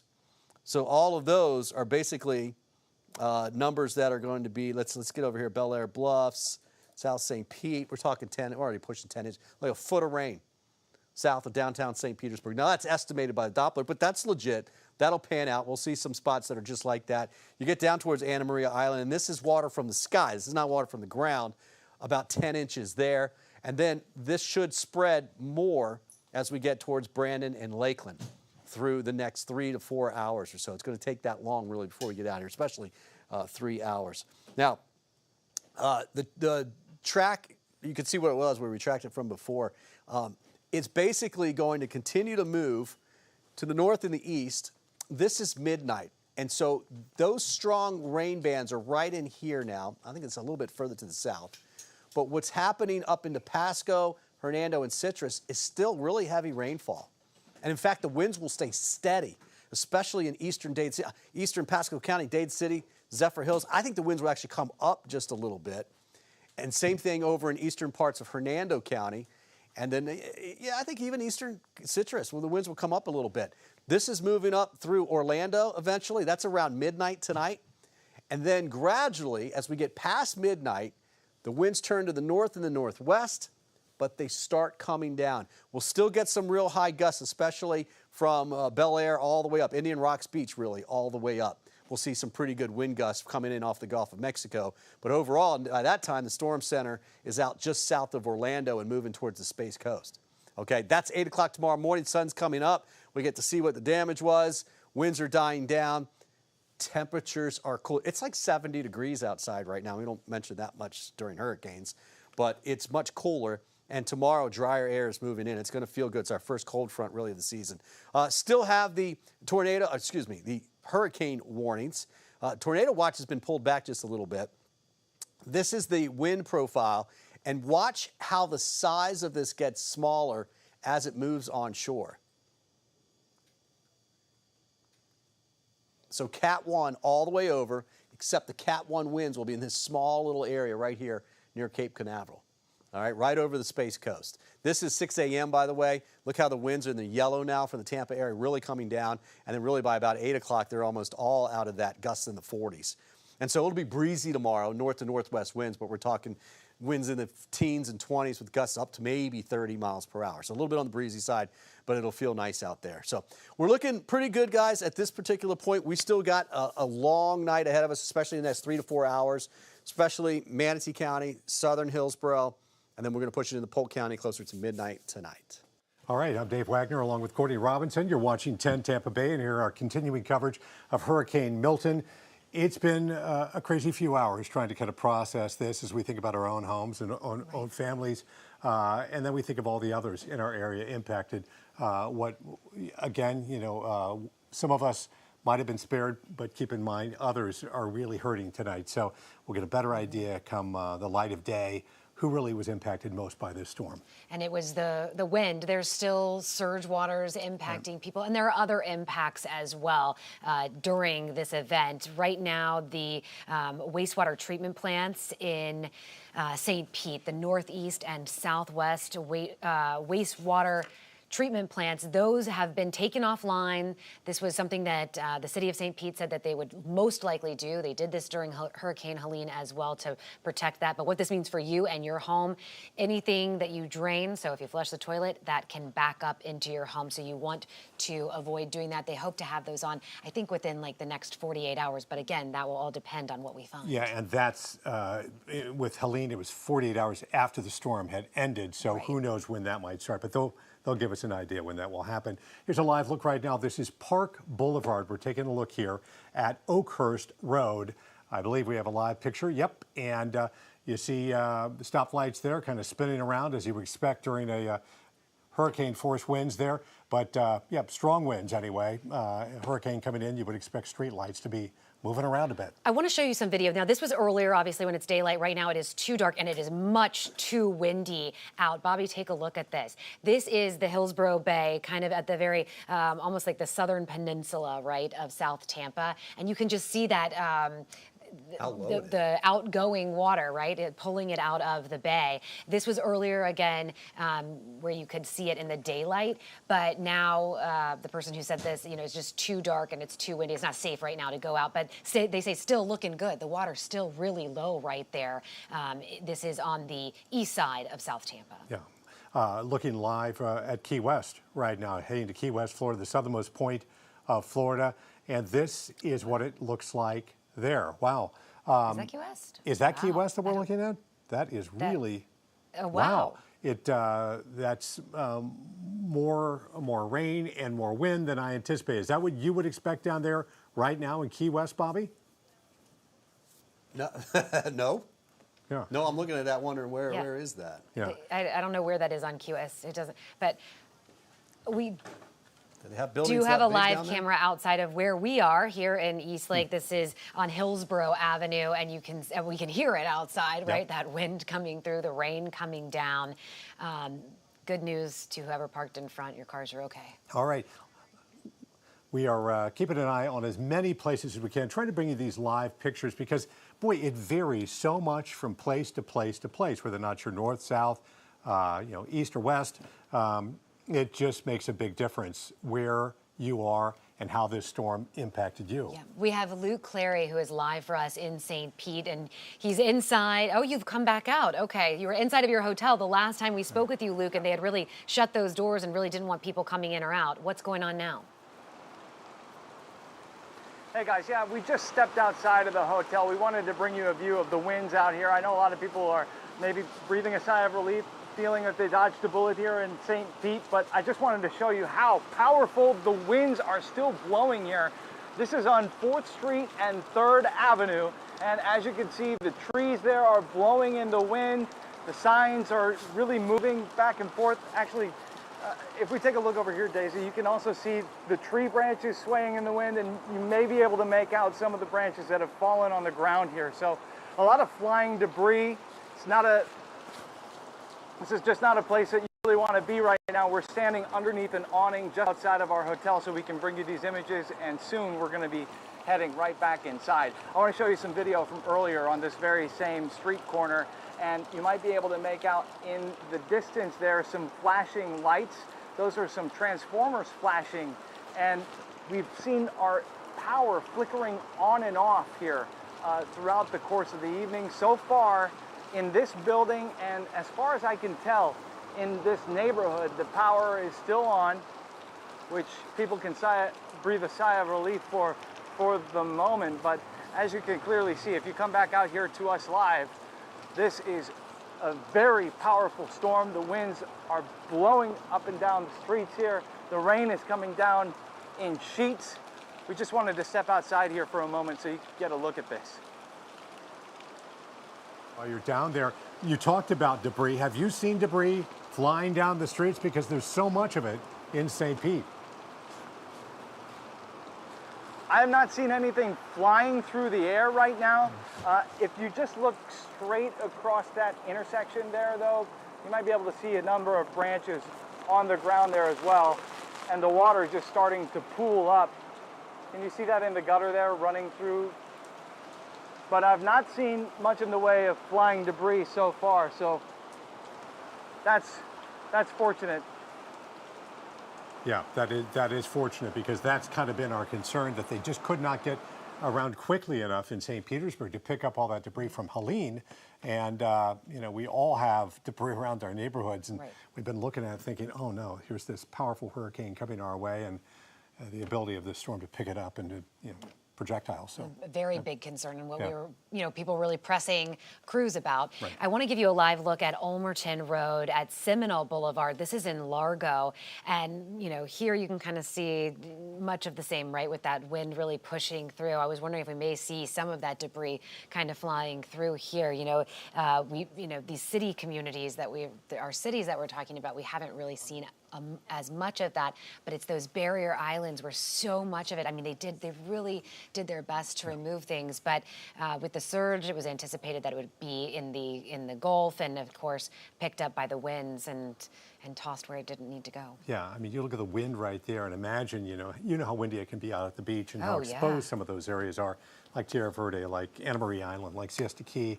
You know, there's just kind of narrow pieces of land in some cases that separate bodies of water, and the wind really whips over those places. So this is what we're seeing up there.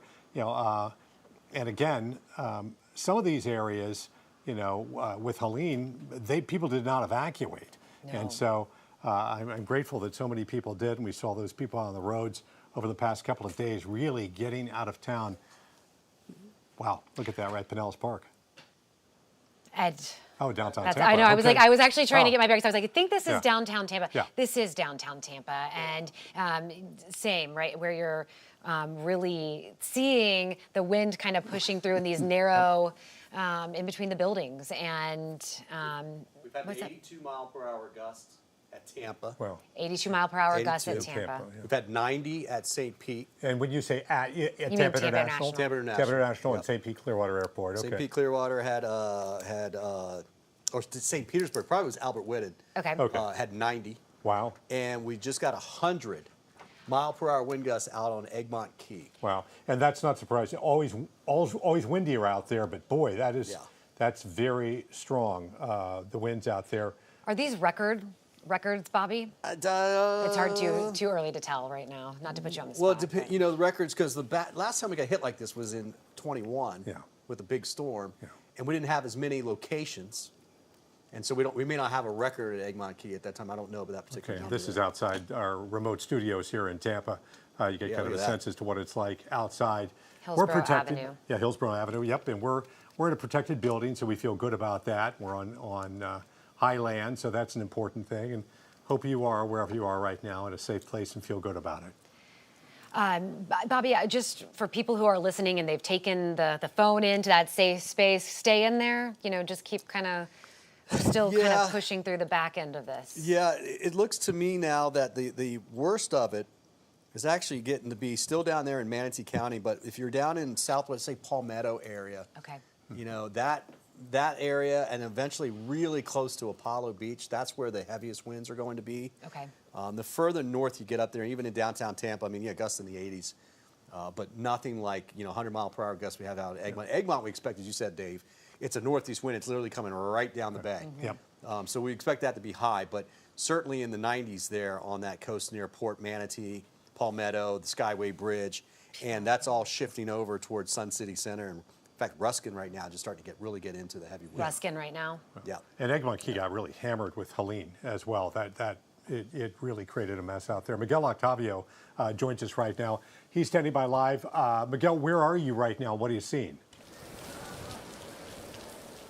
Hey, Dave, we're still here in Lakeland, and I can certainly tell you the winds are really picking up. At times, we have pockets of wind just gushing over here. And the concern here for Polk County are certainly those winds. They worry this is going to continue to knock down power lines and continue to lead to power outages in many parts of the county as well. Now, at the hotel that we're at, we have a number of people who actually live in the Pinellas and Hillsborough side of Tampa Bay. They were very concerned hearing those storm surge projections, seeing how strong the winds could be, and of course the flooding from the rain as well. And just speaking to some people at that hotel, they know they're not out of the woods yet. They know the winds continue to be a threat. They know that rain continues to be a threat, but they feel a sense of, I would say, guilt, but relief that they were somewhat spared, perhaps in the Pinellas side, some of the stronger storm surge projections. Meanwhile, further south in Sarasota and further south from that as well, they're expecting some of that storm surge to be much worse.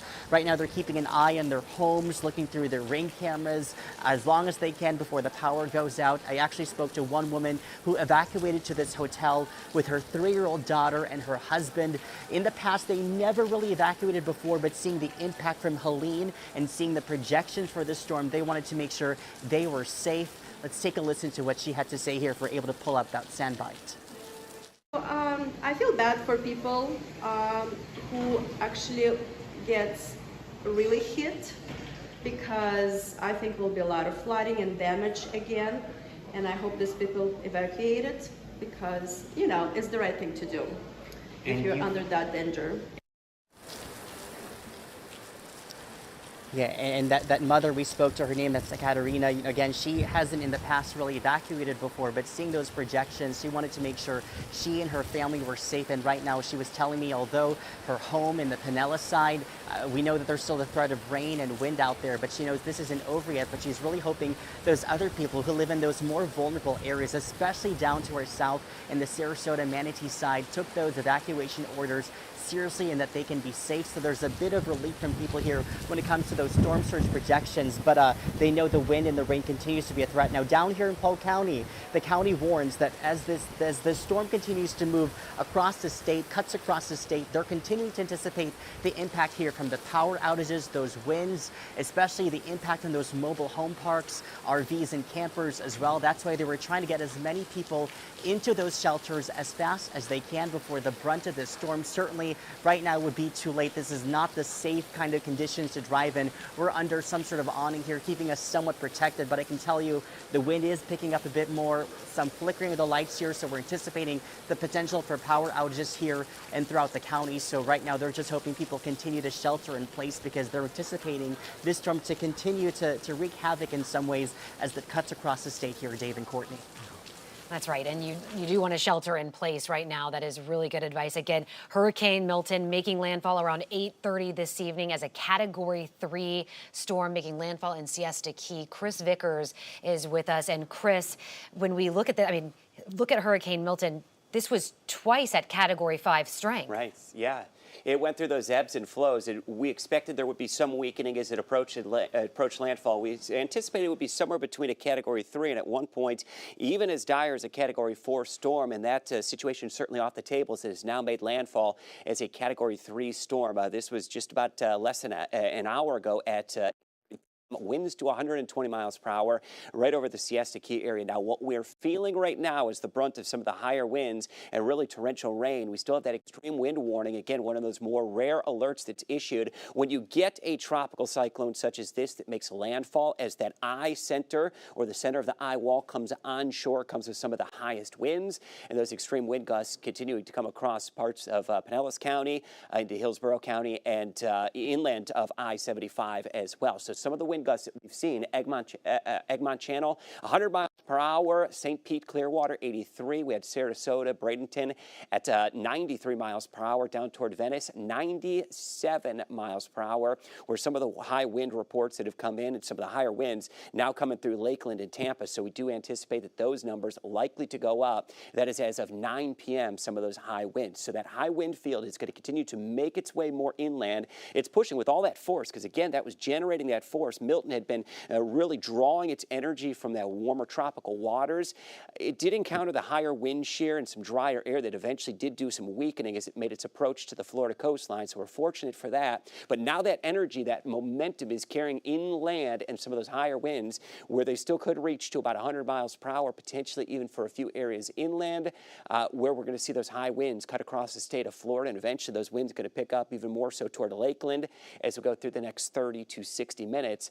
Those higher winds are going to be arriving. This is likely to make its way all the way across the I-94 or 5 corridor as at least Category 1 hurricane as we go into tomorrow morning. So current winds, maybe they're howling outside, and if you continue to have power and you've got the TV signal or you're streaming our coverage live, we've got winds gusting across the area in some instances over 80 miles per hour. Now that is a brand new update. Looks like Tampa reporting an 82 mile per hour gust.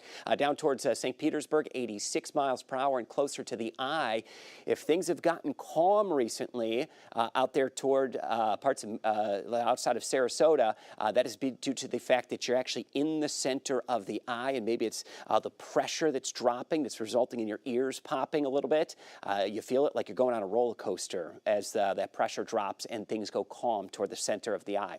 Radar picture here, flash flooding. That's another big concern concern, the heaviest of the rain. We anticipated this. We knew that that heaviest of the rain was going to be from the center of the circulation north. As this system encountered a little bit more of that wind shear, it sort of sheared the southern half of that eye wall and lifted some of that heavier precipitation north. And this is where our more serious flash flood threat's going to be. We've already got flash flood warnings out for a whole host of counties, including from the Tampa metro back over toward Lakeland.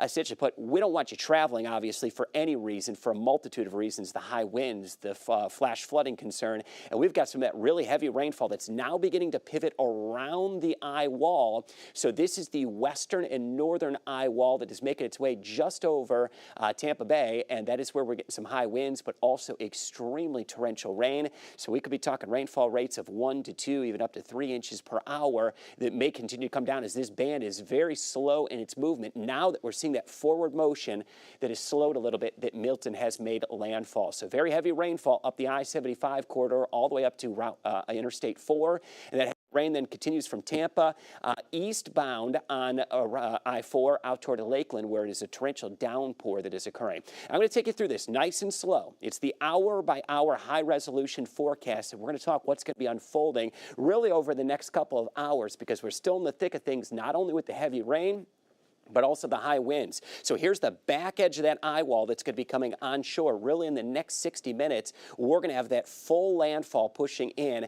It is going to begin to weaken, so Milton will lose its energy once it's fully onshore. That circulation, though, is still going to bring heavy rain and lots of wind across the area. This will continue to move to the east. Here's the clock just after 11 o'clock. We're still going to be in that continuous coverage. Heavy rain is going to be pulling more inland, so that flash flooding threat, that is something that will continue all tonight and through into early tomorrow morning. It may not be till after about 2 to 4 a.m. that circulation makes it closer to about Orlando, and it will be completely out of the area, and things will be much calmer as we look into our Thursday morning. The tail end of Milton will be making its way far off the eastern seaboard, crossing the I-95 corridor. That's the latest over here in the Weather Center. We'll send it back over to the desk to you guys. Chris, I have one question for you before we let you go, whether you or Bobby can maybe field this one. Are we still concerned about flooding with these rivers? Yeah, rivers, that could still be 24 or 48 hours, perhaps even, days or longer, because once this water falls, it's got to go somewhere. There's areas that could see up to 12 to 18 inches of rain after this is all said and done. So flash flooding is the immediate concern.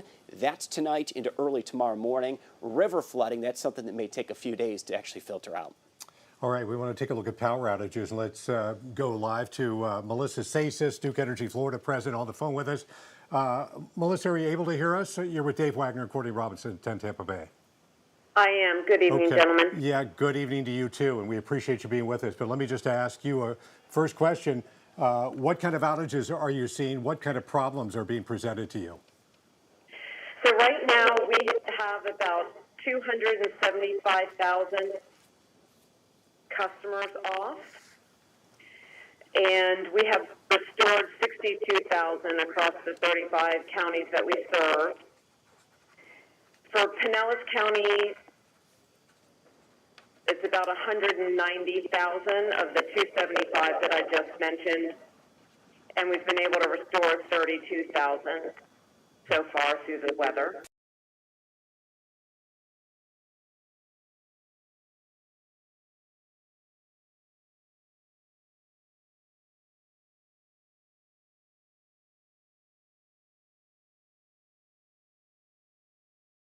Trying to reestablish with Melissa here. All right. Okay, so our power just kind of went out here.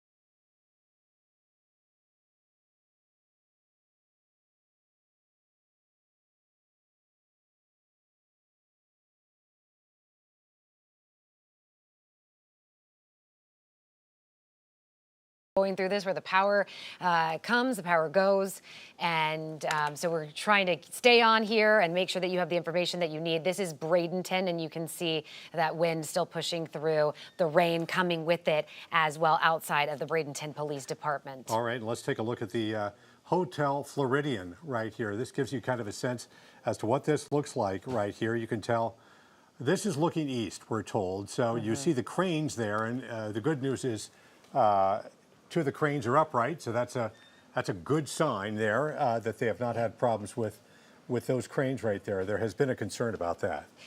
This is what you're looking at right here, I think, is downtown Tampa as well, that we were seeing earlier, and just maybe some video that we're rolling through right here as you were seeing just all of the rain coming down. This wind, as it really picks up, you're going to start to experience these power outages as well if you have not already experienced a power outage. Look at this right here. This is in Seminole Park Boulevard at Oakhurst, and you can see the signals right there just bouncing as the wind just really is relentless. Yeah, here's another look downtown Tampa. Here's a live look, and this is what you would expect. This is a live shot with a CBS reporter there, kind of in the foreground, but we're taking that camera live right now. But you see strong wind and some of the vegetation there blowing in the wind, just what you would expect at this point of the hurricane. And just trying to look and see, where are we looking, what are we seeing? Looks very different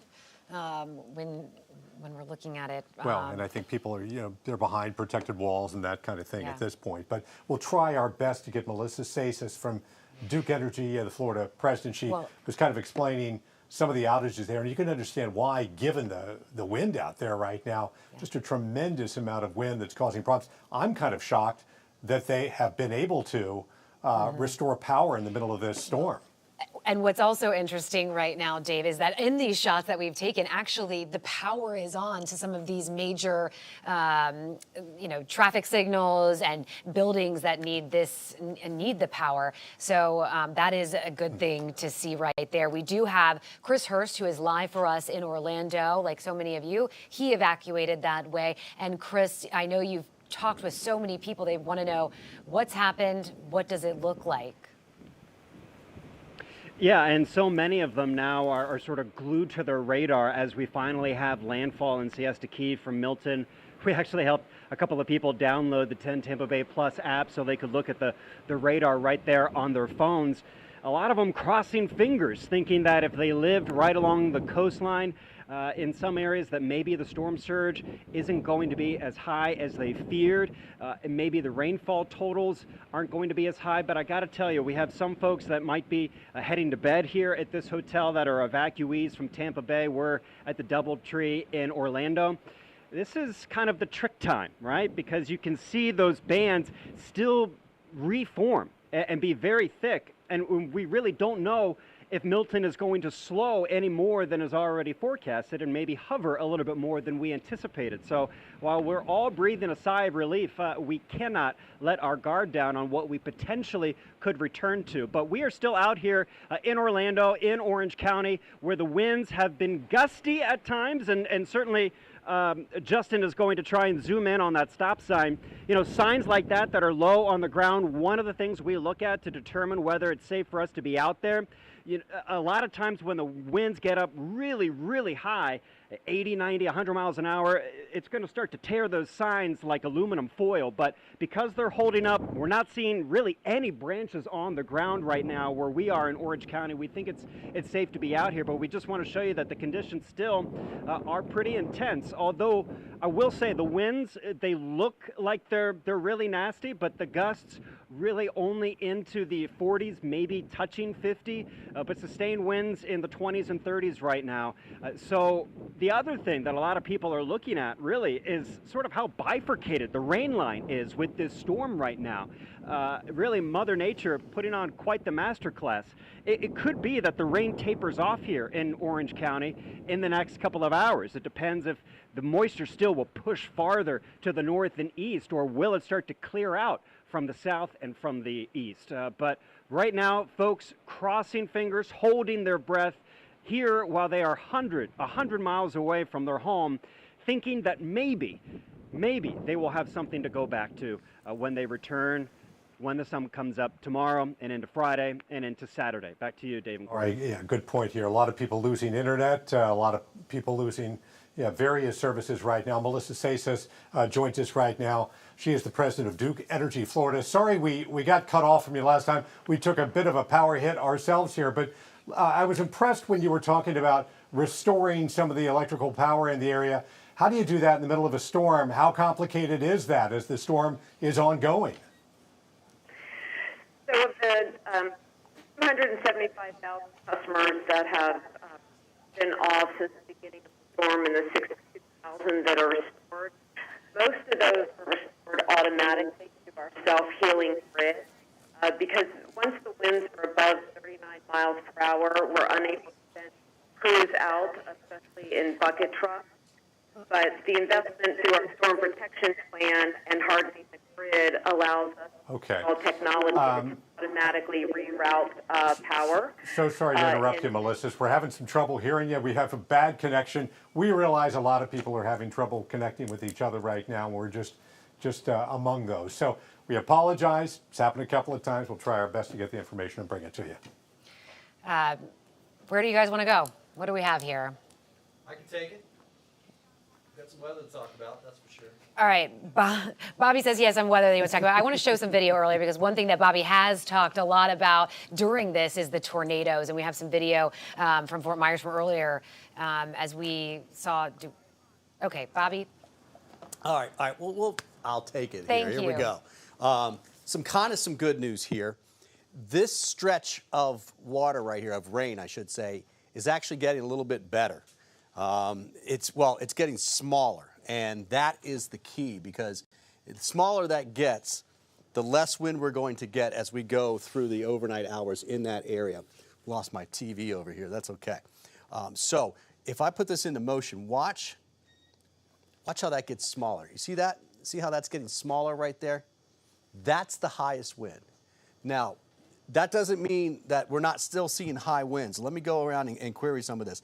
Look at this area in DeWitt, northwestern parts of Hardy County. That's an estimate of 94 mile per hour winds off the surface. But that's 70, 80 mile per hour winds possible on the ground. All right? And in Bradenton right now, I think I'll zoom in, but I mean, AMI, there has to be damage being blown into the Gulf of Mexico from Anna Maria Island. Let me clear this out. You can see 60 mile per hour does. Let's go down to AMI, and here's the good news. The winds in the Anna Maria Island area are starting to finally come down. There it is right there, all right? And let me put this into motion, and you can watch the brown area come through there. I didn't go back far enough here. Let's go back for the last, let's go 2 hours, because you're still going to be able to see it coming through. Look at the wind that they have dealt with over the past 2 hours. That is, well, gust to 100 right here at Egmont Key, right? So I'm sure they've seen that as well. Certainly gusts in the 90s. From the northeast back down towards the southwest. So that's the back of the island. And we've seen about a foot and a half drop in the tide levels coming out of the bay. So that's a bulge of water coming down here and getting into basically behind the island, going all the way behind Longboat Key. That wind is starting to come down a little bit. So you can see as it pushes out, as this brown pushes out here over towards Memphis and Bradenton, Gillette, Palmetto, that the winds will be coming down for Anna Maria Island as well too, finally. But that's going to have done a little bit of damage. So things are starting now to get a little bit better. And obviously because of that, it looks like Pinellas County will be seeing the same, although we still have some really good wind gusts there. It is getting just a little bit less than what it has. My kind of rule of thumb now at this, I'm telling my friends and family, is after 11 p.m., we'll really start to see things slowly come down. I think right now some of the worst that we're going to see as far as the wind goes. We're going to keep some rain, but we're going to get rid of at least some of the wind gradually over the next couple of hours. So let me put this in and we'll kind of go up here a little bit. And now this is just estimated winds, right? Estimated winds from the radar here. And you can see 50s to 60s, northwest Hillsboro. Let's get out towards the Dunedin area. You're talking about 50s and 60s as well. Generally, you know, the further northeast you go, we get a little less wind. But Dade City, Zephyr Hills area, we've got some pretty good winds out here as well, too. 40s, 50s. We'll have gusts in the 60s. We've got 63 is at least a possibility out there near Zephyr Hills. And again, this is all going to continue to push off towards the east-northeast and bring in those heavier rain showers with it. So Right now, the heaviest rain is in there in central parts of Hillsborough County. I mean, downtown Tampa, certainly Davis Islands, but look just to the east. We're talking out towards Ybor City and essentially basically out through Brandon and Plant City. I mean, Plant City, we're just getting nailed with the rain right now, and that will continue. And that's going to put around 3-4 inches of rain on top of what you've already seen. So far in that area, we've seen, let's say about 7-8 inches. Just add another 2 to 3, maybe 4, probably 3 on top of that. That's going to get you up almost to 10, 11 inches of rainfall so far. Obviously, we've had more. You get back out here towards Pinellas County where we're looking at a foot of rain, Pinellas Park, Largo area already. That's why all that water's out there. It's not surge. It's actually rainfall that's causing flooding here. Kind of expected that to be the case anyways. The bigger picture, you can see where all that rain's been. And if you remember back where the models were, I mean, they did a really good job of saying wherever that center goes and to the north of it is where we get most of the rain, and that's exactly what we've been seeing. So this all continues to move off towards the east and the northeast. Winds obviously are coming down on the system because it's moved on shore, but that's going to be a very slow process. So areas like central and eastern Manatee County, eastern Hillsborough, most of Polk County and Hardy County, still looking at some decent winds. I mean, we've got 115 mile per hour winds near the center of this thing right now. And that's actually over the northwest side where Anna Maria was, where Bradenton is. It's moving to the east-northeast at 15 miles per hour, and the pressure's coming up. If you're in Manatee County, well, especially Sarasota and over into Hardy County, you're going to notice those pressures dropping. People in Sarasota already have. That's happening now in Hardy and DeSoto counties. Your ears will pop just a little bit. It's now 5 miles north of Sarasota, Florida. So the center's kind of jogged around here just a little bit. Track, that makes a difference at this point, which really not too much. You can see it's going to push across the state over towards the Space Coast. It's going to be really close to getting over there, right over Cape Canaveral. But keeping basically hurricane force winds, anything over 74 miles per hour is hurricane force winds. And they're thinking there's going to be at least a small area in there before it gets over there that's going to have some winds that are just like that. Landfall was earlier, 8:30 this morning.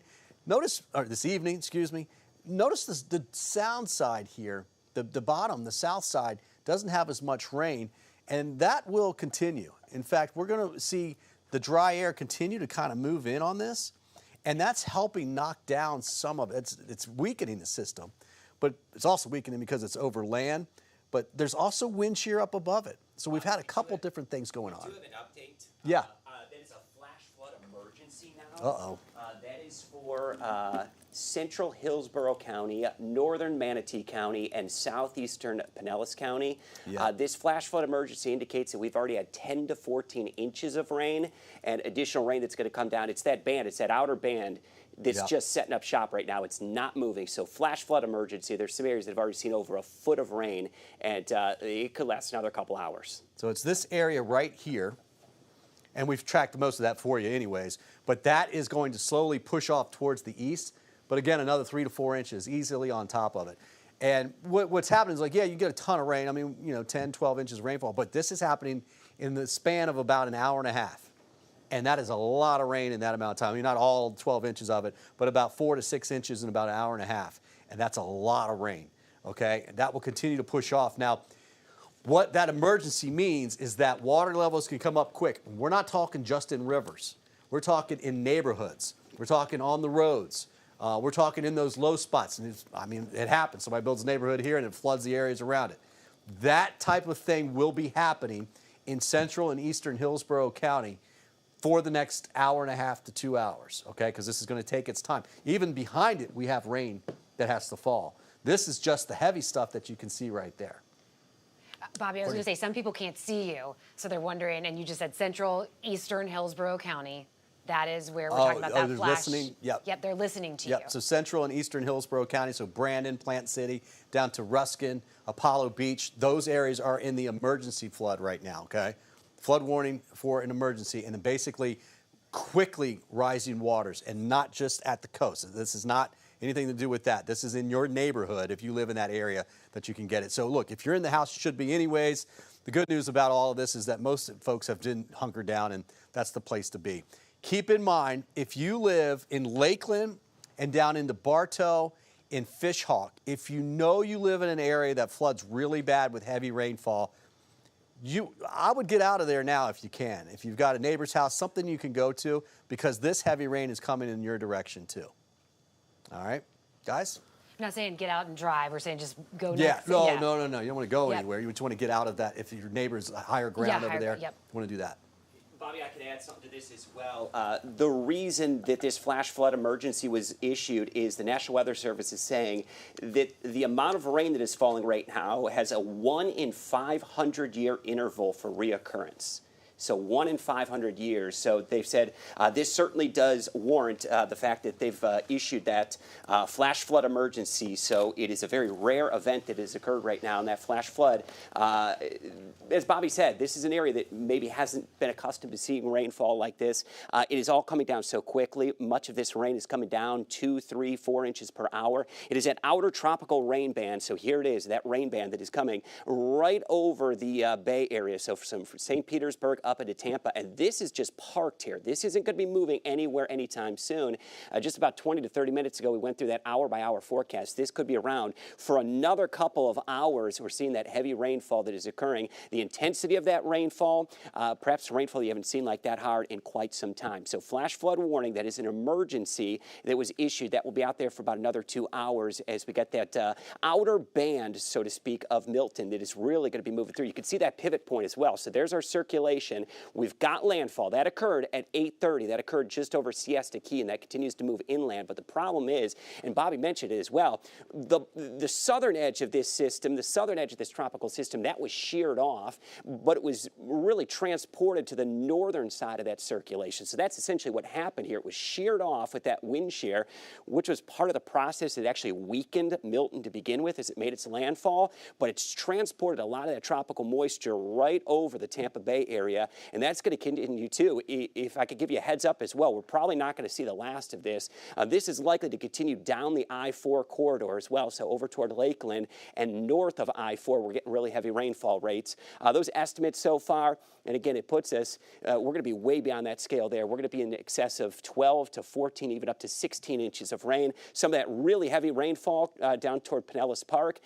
This is areas that have potentially seen a little bit of storm surge. Now they're getting about a foot of rainfall on top of what they saw with a little bit of storm surge earlier in the day. So we had mentioned that it was a good news type of scenario that as far as storm surge, the winds had sucked the water out of the bay.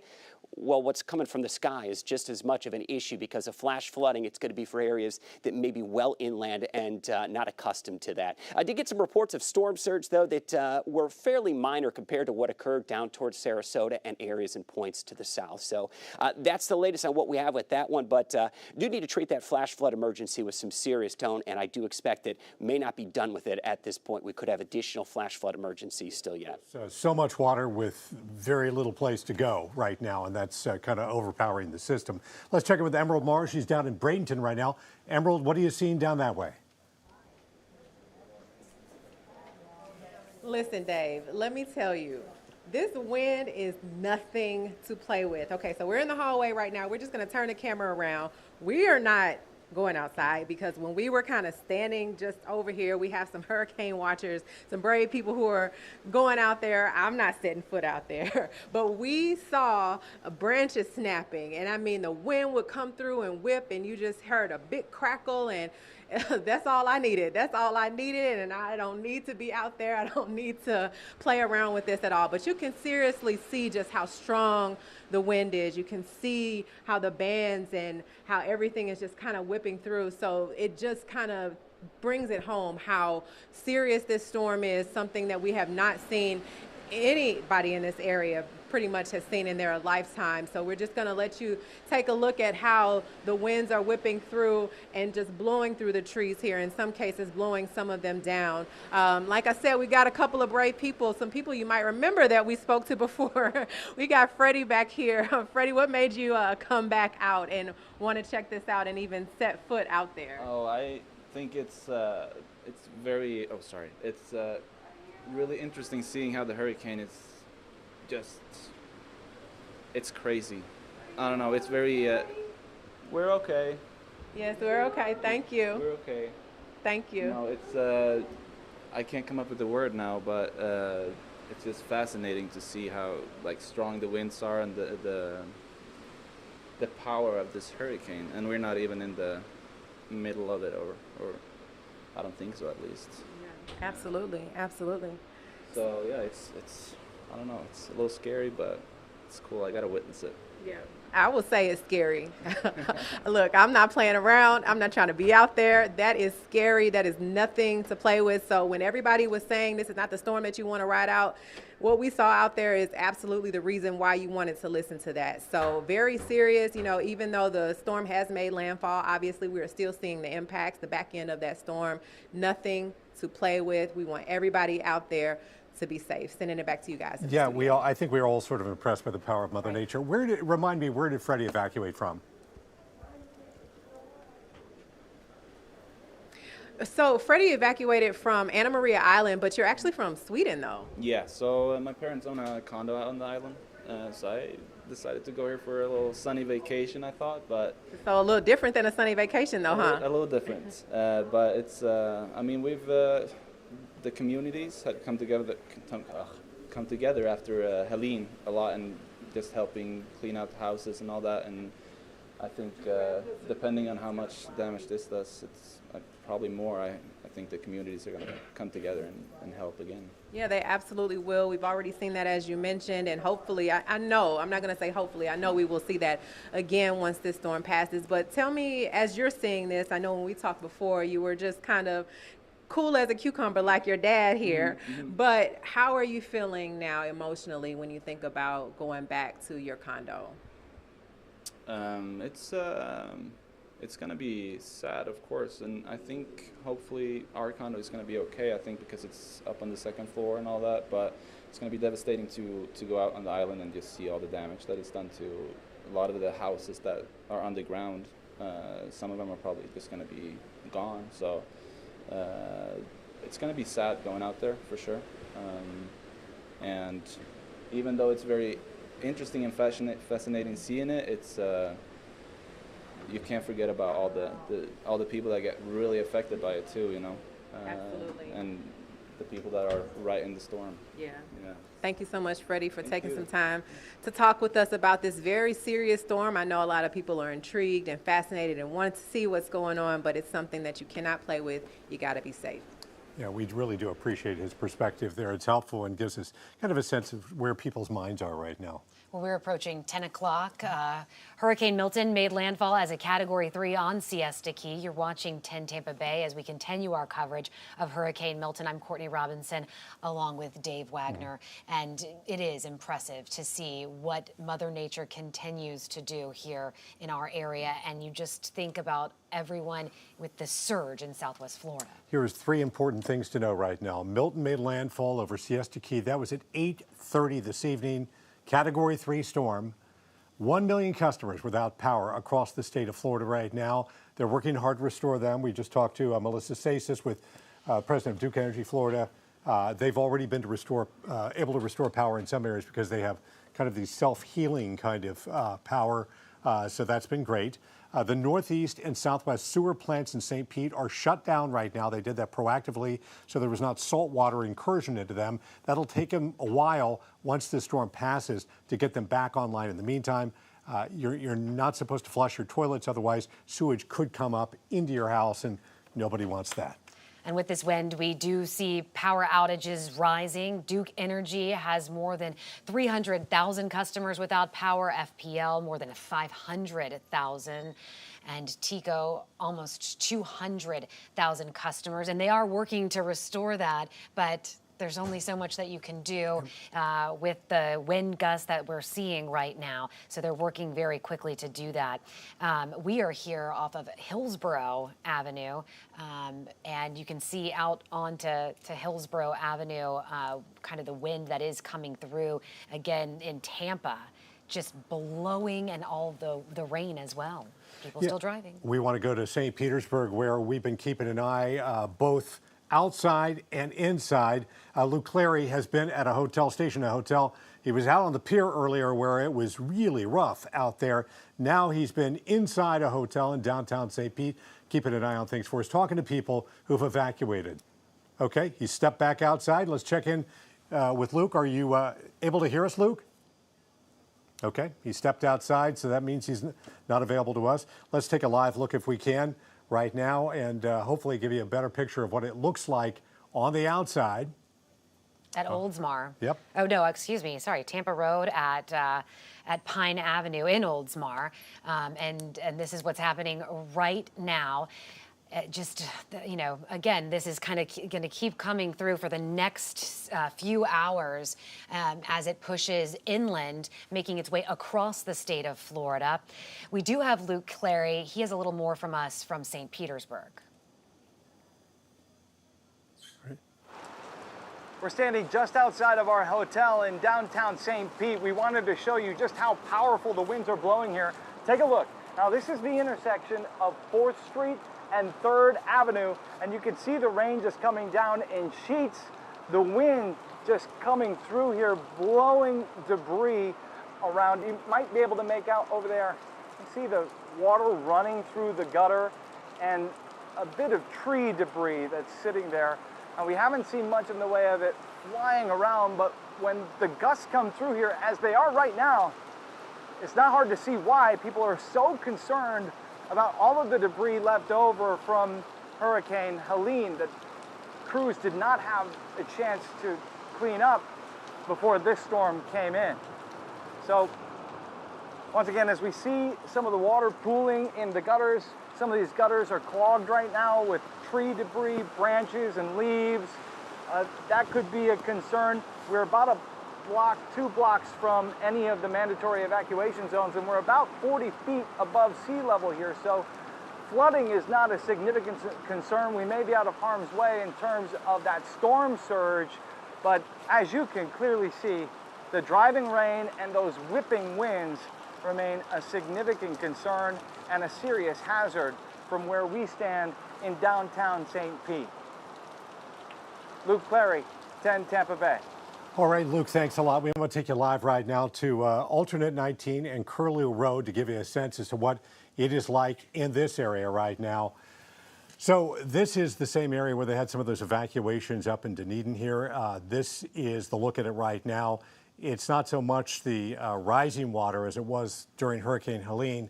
It's the wind and the rain just blowing sheets of rain down the street there. I was talking to a friend, just checking in on people, making sure, you know, that they're listening and they've lost power here and there. And, you know, some have said, this really makes them nervous. They've not really been nervous before, but the wind, they can feel right now in their homes, you know, that storm-rated homes and whatnot, they can still feel it and makes them, you know, and you can see outside what is happening, and this is why. I mean, I think we were all a little nervous in advance of this storm, and I think those kind of the nerves continue until this storm is over, in part because we've never been through anything like this in a long time, and it was kind of hard for us to imagine what life might be like on the back end and what it might be like in the middle of the storm. So I think we're all, you know, sort of going through uncharted territory here right now. And, you know, I want you to understand at home, too, we have crews that are in all of these different communities. There's something going down the street right there. See it? What is that? Some debris, something. Okay. I don't know. Something blowing down the street. All right, we should go over to Colleen, though. She has an update for us. Colleen? Yeah, Dave and Courtney, everybody at home. So you just saw that camera there, something blowing down the street there. We've had 80, 90, 100 mile per hour wind gusts, and those winds are just traveling more inland as Milton continues to move here. As the main concern right now is the heavy rain that we have, as well as the strong wind. And it looks like my microphone is going off, so I'm going to... With your mic, we're going to fix your mic. Okay. And then we'll go back to here because we want people to hear the important information that you're sharing. But we want to go to Hannah Deneen. 10 Tampa Bay's Hannah Deneen is in Hernando County right now. Been keeping an eye on things there for us. Hannah, what are you seeing? Hey, Dave, we are outside our hotel in Brooksville, where the power here has been flickering periodically at our hotel, all the street lights, and it's clear to see why. The strong, powerful wind and the rain tonight. If we can look up at this street light here, which is fortunately still on for the moment, you can see how fast that powerful wind is pushing the rain through. Shortly ago, I was speaking with Sheriff Al Nienhuis, who says right now they're getting reports of power lines in the roads, trees in the roadway, emphasizing that is all the more reason for people to, at this point, be hunkering down. It is not safe for you to be outside of your safe spot right now. He is also urging people not just to stay put tonight, stay off the roads tonight, but also tomorrow as well, for as long as possible, to help them have the time to clean up properly.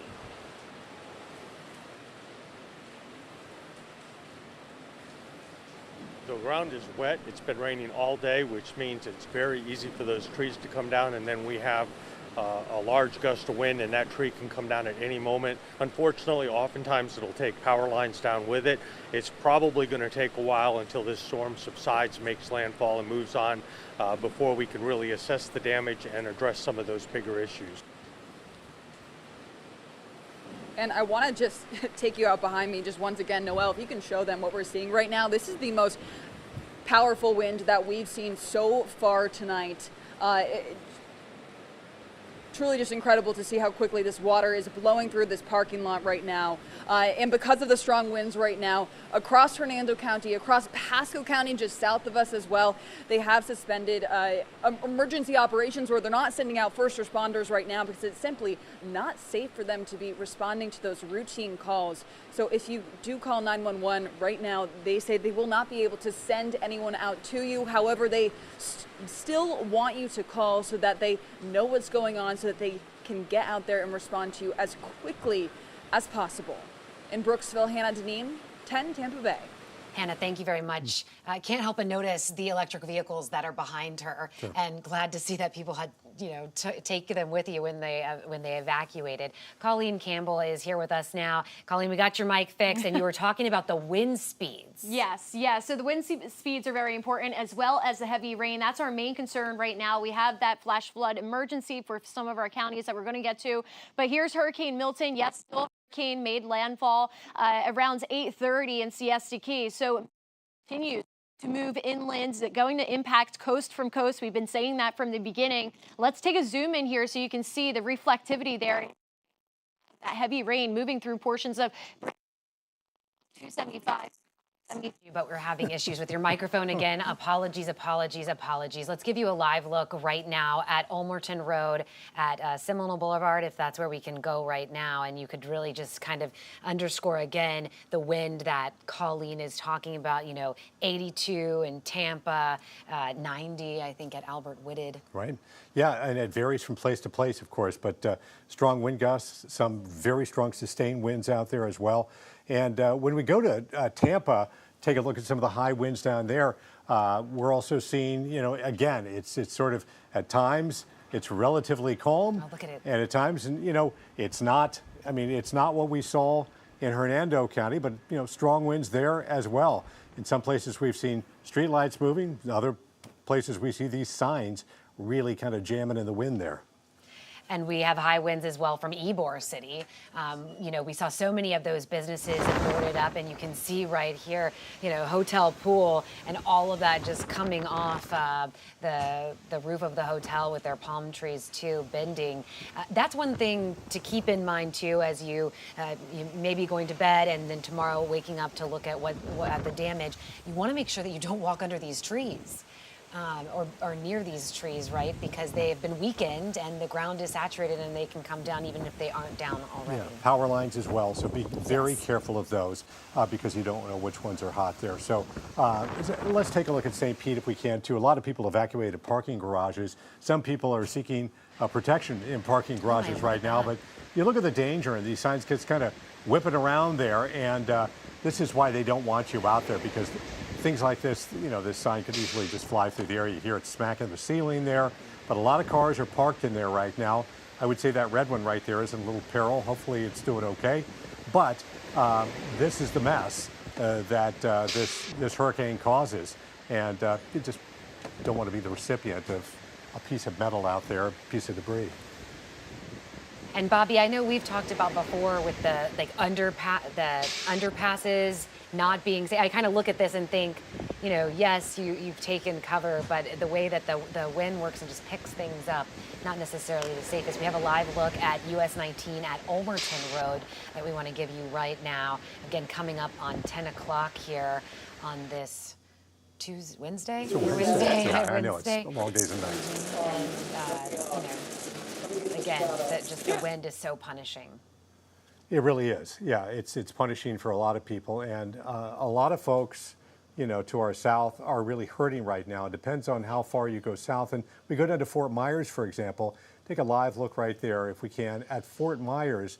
And what's interesting about that right now, it is relative, and we say that relatively calm, which is really a good thing as we continue to look at Olmerton Road here. But the folks down at Fort Myers have had such a difficult time down that way, and I guess this is downtown Fort Myers, yeah. Yep, downtown, looking at that convention area, right, where they kind of rebuilt the marina and whatnot. And this was an area, Dave and I were down there shortly after Hurricane Ian. We both have dear friends and good family members who are down there, good family members. Yeah, family members are all good. They're all good. Yeah. No, but they, you know, just really suffered so much. I mean, homes, and for a long time. And they're still trying to recover. I mean, it's not like it was a, you know, they just rebuilt but you can see all that right water away. that flooded. Oh yeah, it's really difficult. But this is kind of terrifying for them as that storm began to go a little farther south of us here. A lot of folks down there were so nervous that they were going to get hit by this. In terms of storm surge down there, Bobby or Colleen, what did they see in the Fort Myers area? Storm, go ahead. Yeah, they're pushing 8 to 9 foot. Oh, wow. We've seen 9 foot on the backside of Longboat Key up against the mainland side. How much did they get during Helene? I'm just, if you have. It was similar to that. Similar. And that, we know during Helene, that really caused a lot of damage, especially, you know, seeing Sanibel, Captiva, all of those businesses that just kind of reopened and making new memories. And Helene caused quite a bit of damage, so here we are again. Before we get over to Colleen, I wanted to mention this. Before, on the east end of the eye, as it was making landfall in the Sarasota area, we had wind gusts in Sarasota 93 miles per hour. The eye went over it, and so it was calm as the eye went over. On the backside, we've just had 102 mile per hour wind gusts in Sarasota. That's at the airport, Sarasota Bradenton. That's the highest they've seen since at least 1975. Wow. And when Ian came through, they had an 82 mile per hour wind gust. That was their highest gust. Wow, so that beat that. Beat that. Wow, that's incredible. Yeah, Colleen, you're keeping an eye on things. I think, keeping our fingers crossed, the third time is a charm, Colleen. Oh, yeah, my mic just doesn't want to cooperate. I think that's pretty much done, so. Just keep talking, let's see. All right, I'm just going to keep talking and see how it goes. So is it? No, I'm just messing with you. That's fine. Oh, Bobby's scaring me. All right. She's got to do the microphone trick at this time. Yeah, so my mic does not want to behave.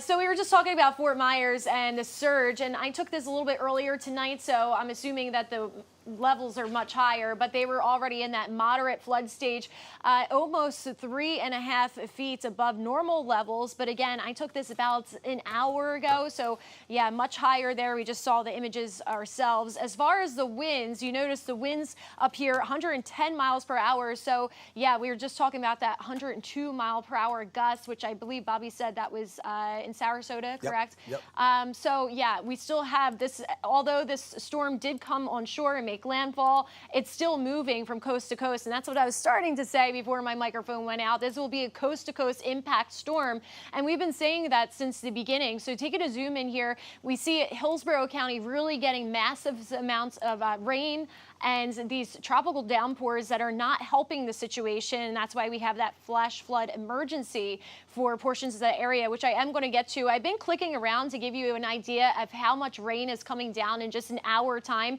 And I think some of these amounts are actually higher than what's being displayed here. Actually, there it goes. It just jumped up to almost 2 inches of precip in an hour being dumped. And I think some amounts are even higher than that. So if you just look outside, well, we don't want you to look outside, but just take our word for it. Rainfall estimates, you can see we had anywhere from 10 to 14 inches highlighted in that yellow color there. And the reason why they did issue that flash flood emergency is because over by Albert Whitted, they had 16 inches of rainfall, I believe, that was recorded. So that's when they said, okay, we are going to issue this flash flood emergency. So that goes until about 2:30 a.m., the flash flood warning that covers Hillsborough, Manatee, and Pinellas County, but they did put that extra tag on it saying that this is an emergency and you need to make sure you are at higher grounds, which you should be anyway if you did evacuate. Out of most of those zones, A, B, and C was covered under the surge anyway, but if you are a little bit inland and you're close to a body of water that typically floods, I would be aware. So there's that reading. 16 inches of rain at Albert Whitted Airport. And then that's when they went ahead and issued that flash flood emergency. And that, again, covers really the central parts of Hillsborough County, Manatee, and Pinellas County, covering all of those areas. So again, going into the flash flood warning, we have a flash flood warning that covers a number of counties that's not in that emergency technically, but I wouldn't be surprised if we got some expansion on that. So Hillsborough, Pasco, Polk, and Sumter also under that flash flood warning, until 1 a.m. The emergency is for portions of Hillsborough County. Okay, going into some storm reports here, we are starting to see more and more reports pop on the board. A lot of these either have to do with surge or winds, and then of course out to the east and down to the south around Fort Myers, Southwest Florida, and out to the East Coast here, plenty of confirmed tornadoes. We saw that ourselves earlier this afternoon with those big tornadoes that we witnessed through video or photo, and I'm sure we will get a lot more of that tomorrow when the storm passes and everybody starts trying to get their lives back to normal here. But a recap on Hurricane Milton, it did make landfall in Siesta Key around 8:30 this evening. As a Category 3 hurricane, the winds at that time were 120 miles per hour, and the winds did weaken slightly, but we are still getting massive gust reports here, and we are expecting those gusts to travel with Milton as the towns that are closest to those outer bands, that outer wall. That's where the high wind is. That's what we say. Around the eye, that's where the biggest impact is. It's not so much in the center, it's around that eye wall. That's where you get those high winds. That's where you get those bands of wrapping rain where we just have a lot of rain dumped in an area. And it's just lingering on top of us right now here in Hillsborough and Pinellas County. So some high wind reports. Again, I updated this at 9 p.m. We've had reports even stronger than this, 102 in Sarasota, Egmont Channel, 100 mile per hour gusts, Albert Whitted, 90 miles per hour. Would not be surprised if they had something higher than that. And we know Sarasota and Bradenton, they had that 102. Currently, we have gusts, and again, some of these readings may be off because some of those sites are being rocked around right now, but we are getting readings in Tampa and St. Pete at 84 mile per hour sustained winds, gusts. The extreme wind warning did expire on time at 9:30, so we are no longer under that. So that's some good news, but I still would be aware of that flash flood threats, flash flood warning. And these winds, again, are nothing to mess with. They just dropped below that criteria of 115 miles per hour, but still, gusts 100 mile per hour winds, that's nothing to mess with. And we will continue to track Milton as the night goes on. Well, we're keeping an eye on that, and Miguel's keeping an eye on Lakeland right now for us. Miguel, what do you have there? Well, Dave, I can certainly tell you, we know that Milton has since made landfall here in Florida, but the conditions here in Polk County only continuing to deteriorate with those strong winds and heavy bands of rain here as well. I'm going to have our photographer, Bob, just kind of pan over outside of our hotel here. It's a glimpse of how strong the winds are right now. And right now, of course, the county says this is not the time for you to drive around, take up some of the impact, because we're seeing a number of tree branches being flown around here as well. The wind has gotten significantly stronger throughout the last couple hours or so. And as Colleen had mentioned there's also the threat of flash flooding here in Polk County throughout the morning as Hurricane Milton continues to cut across the state and bring some of those damaging winds that could impact some of our homes and, of course, bring some flooding in some of those streets. Now, at this hotel, we do have a number of people who evacuated from Pinellas and Hillsborough County, some areas more in the coastal areas, and they felt it was safer to get to higher ground here in Lakeland as well. We spoke with one woman who realized that this was a threat to her. She made the last-minute decision to come to the hotel and evacuate, knowing that the wind could significantly damage her home. Take a listen there. And so we had to run. We had to pack our bags immediately. It was like 6 a.m. in the morning, and we immediately took everything out. We even closed the closet. We took our cabinets and we pushed them in the closet. It was crazy this morning. Yeah, so a number of people here who took those warnings, those evacuation orders in other areas more seriously. They wanted to make that change last minute to make sure they and their family members were safe. And of course, here in Polk County, we're still continuing to see those conditions deteriorate. That woman we actually heard from there, she's experienced hurricanes before. She was in Puerto Rico during the time of Hurricane Maria. She says she was out of power for about 6 months.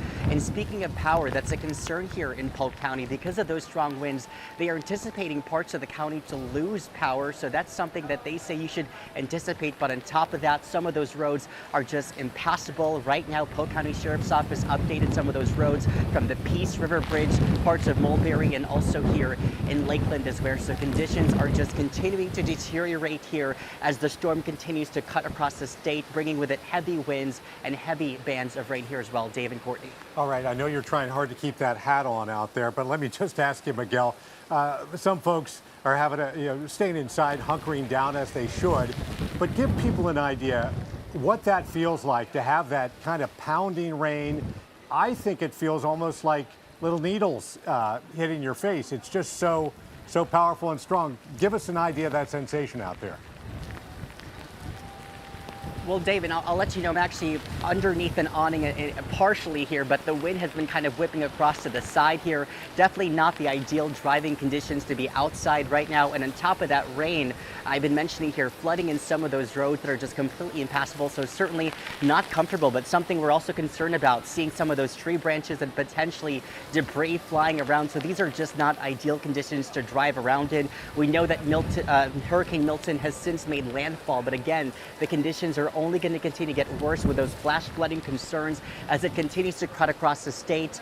And that's why the county says right now is the time to just hunker down, shelter in place. It's certainly not comfortable being out here being hit by those rain bands, that wind as well, but it's just a glimpse of why you need to stay home and shelter in place and ride out this storm. Because again, when you wake up when it's daylight outside, Dave, some of these roads are still going to be impassable potentially, and there's still kind of concerns with down power lines, which we have heard reports of here throughout the day here as well in Polk County. So not comfortable, not an ideal situation to be in. Just stay home and shelter in place. Miguel, I've been talking with one of our viewers here, and sheltering in place, but things are deteriorating there. Are first responders still out responding to calls in case somebody does have an emergency and they need to be transported? Courtney, I can tell you the EOC has been fully activated here in Polk County, but at this moment, we're still waiting to get word on what those responses might look like. But they did warn people there will come a point where it might be difficult for people to reach you if you have not sought higher ground. Here in Polk County, we don't necessarily have mandatory evacuation orders. We have those more in the coastal areas, but they have been warning people for days. We have at least 19 shelters open. At last check, that number of people who have checked into those evacuation shelters have since quadrupled to more than 5,000 people. So they were really hoping people were taking those warnings, taking the threat of this storm seriously. At this point, perhaps there might be first responders still out there helping other people out. But when these conditions are deteriorating and it puts the lives of those first responders at risk, it certainly is more difficult for them. But at this point, we haven't heard any word of first responders delaying any calls that people might have when it comes to people in need of support in those more vulnerable areas. But certainly that is why they've been stressing for people, we need you to hunker down and shelter in place, especially before the brunt of the storm hits. And right now, just here, the brunt of the storm, at least in Polk County, getting much worse with these winds and those bands of rain here as well. Yeah, I know it's a losing cause with those hats too, Miguel. Thanks very much. We'll talk to you soon here. Let's take a look at Largo right now, what it looks over there. Well, we certainly see rain, and we see what appears to be, is that something in the middle of the road, a piece of debris, a light or something like that? Trees, vegetation. Okay, I'm looking right in the middle of the road here, Yeah. but I wasn't quite sure I what think that that's was. just the side of the corner, Okay. maybe, and It might then be. the road with just so much water. Yeah. It's really, really difficult. Right. To Yeah, see. it's tough to see at night, and we'll see it in the light of day, but this is it right there at West Bay Drive and 20th Street Northwest in Largo. Let's go right now live to Angelina Salcido, who is live in Ybor City for us. And Angelina, we saw some video, I think probably from your hotel, of the pool and all the wind just really whipping through there. What are things like right now in Ybor? Well, Courtney and Dave, the reason why we're actually inside of the hotel is because of how quickly the winds are coming through here, how strong they are, and the rain as well. So yes, you did see the video of that pool. That pool is actually right outside here. Now, we're not going to keep the door open for too long. We'll actually close it and have you guys take a look at the video that we shot a little bit earlier. Those winds that we shot a little earlier were actually stronger than what we're currently seeing and feeling right now. A lot of people have been coming down from their rooms kind of just like peeking out to see, but you can even feel and hear the wind howling in this area. Now, inside of the hotel, I can tell you that they're dealing with quite a few different things. So if you take a look to my right, you're going to be able to see that we have some puddling on the ground. They have been right near the windows trying to pick up the water. They do have 10 Tampa Bay up, by the way, so that way they can be in the know and stay informed, prepared, and connected. I want to introduce you to Crystal. Crystal is actually the manager of the hotel. You were telling me that this is something like you have never experienced before, and you were born and raised here. Absolutely, born and raised, and never been one to evacuate during a storm, and this is definitely something that I've personally never experienced before. Talk to me about what the hotel is currently dealing with right now. What have you seen, and how has it changed over the last few hours? Sure, so first and foremost, the safety of the guest and the staff that is here with the guest is our utmost priority. We are experiencing some water intrusion with the high winds that are happening, as well as the large amounts of rain that are being dropped on us. But outside of that, the building is secure, everybody is safe, and morale is good. Talk to me about how important it is to keep people's spirits up, because I know that so many of them have evacuated to come here to be in a safe place during the storm. Yeah, absolutely. I actually have several people here that evacuated during Helene that came back because of the experience that they had during that evacuation. They felt very safe here. They have our cell phone numbers. They know what guest room I'm in personally. I have guests knocking on my door if they need anything. The most important thing is to keep everybody well informed. We've been having meetings with the guests several times during the day, keeping them updated, and just letting them know that we are here with them and we are here for them. Do you feel like that speaks to, it's one of the things that I tweeted out, mainly because I saw your guys' sign when we walked in. It said, thank you guys for riding out the storm with us. And we, of course, are one of the people that are riding out with you. But do you think that that speaks to the importance of hotels that are not in an evacuation zone staying open to give people a safe place to go? Absolutely. Hotels are essential. You know, we're here for people when they need somewhere to go, when they need peace of mind. And it's our pleasure as hoteliers to be able to provide that comfort to our guests. It's personally one of the reasons that I enjoy working in hospitality. What do you think that you're going to see in Ybor City as the daylight comes up, the winds kind of calm down? An amazing sense of community. Something that's amazing around here is there's a lot of people that have been here for a long time, generation after generation, and in times like this, through the chaos, you really get to see the sense of community, and I think that you guys are going to see that tomorrow morning when things calm down. I think that you're right. I think that we're not only going to see that here, but we're going to see that in a lot of different places. Thank you so much for allowing us to stay here. Give us a safe place to be as we continue to report and bring you guys the latest on Hurricane Milton. Obviously, we know that it made landfall, those heavy winds coming through downtown Tampa, and that rain, too. A lot of rain. I think that maybe we didn't expect to get this much rain and be under that warning that we're under right now, but the guests here feeling confident, they're feeling comfortable. Of course, just listening and watching the winds continue to whip, but that's the latest here in Ybor City, guys. All right. Well, a shout out to those folks at the hotel in Ybor there. Appreciate them watching here. And Bobby's keeping an eye on the rainfall totals. Boy, massive amounts of rain in the area, Bobby. So St. Pete, Albert Whitted Airport is now up to 17.25 inches of rainfall, 24 inches of rainfall. It's probably be 0.5 by this time. Between 8 o'clock and 8:53, they saw 5.09 inches of rainfall. That's the reason why we have that emergency, flash flood emergency going on right there. But look where that was there. That rain is lightening up a little bit. It's now moving a little bit further to the east. But look down here on the south side. Not seeing much rain. We've got a ton of wind down here still, but certainly not as much rain. Now, the heavier rain will continue to move off towards the east. You can see the reds. That's what you're looking for the heavier rain. So it is slowly pulling away. Rainfall rates will get lower here in central western Hillsborough, Pinellas County. But remember, the ground's completely saturated, a lot of wind, and we still have a lot of heavy rainfall to fall. So St. Pete's going to be pushing 20 inches of rainfall by the time this is said and done. The forecast was 10 to 15. So that's up there. Now let's talk some winds. Zephyr Hills, 53 mile per hour wind gusts. Brooksville, sustained right now at 38. Spring Hill's about the same, 67 mile per hour gusts. We've got 84 just this past hour in St. Pete, 83 in Tampa. Obviously, the highest that we've seen so far is in Sarasota, and that's at 102. But notice where all of that rain is where we actually have some really good winds up into Hernando County, Pasco County, and parts of Citrus as well. That blue air, the darker blues you see there, those are some really good winds. So out in the eastern part of the county, this is just a Doppler estimate, but it's about 83, and that's a little bit higher in the ground, but that's talking wind gusts in the 70s. All right, eastern Hernando County. You get out towards central areas, south of Brooksville, it's a little less, but 70 mile per hour velocity at that level in the atmosphere, that's still gusts in the 60s, and this number's come down. We've actually seen gusts, I think it was Brooksville that saw a gust to 75 earlier. And you can see, you get out in southwest, this is not far from Weeki Wachee, Spring Hill area, 78 mile per hour winds just above the surface. So that's gusts in the 70s as well. So yeah, plenty of wind. You get down into Pasco County, Wesley Chapel, Lutz, wind just above you at 84 miles per hour. So you translate that down to the surface, we're still seeing gusts to hurricane in the mid-70s in those locations, and that will continue. Now, let's look at the numbers. These are official numbers. That radar just kind of looks at all of it so we can see it, but it's an estimate. These are from regulated anemometers. 90 in St. Pete, peak gusts so far. 102, as you see there in Sarasota. But look at Brooksville at 75 mile per hour. Hurricane force wind gusts there. 46 in Crystal River, a much different storm for Crystal River. 54 in Clearwater, just about 80 mile per hour wind gust for Winter Haven.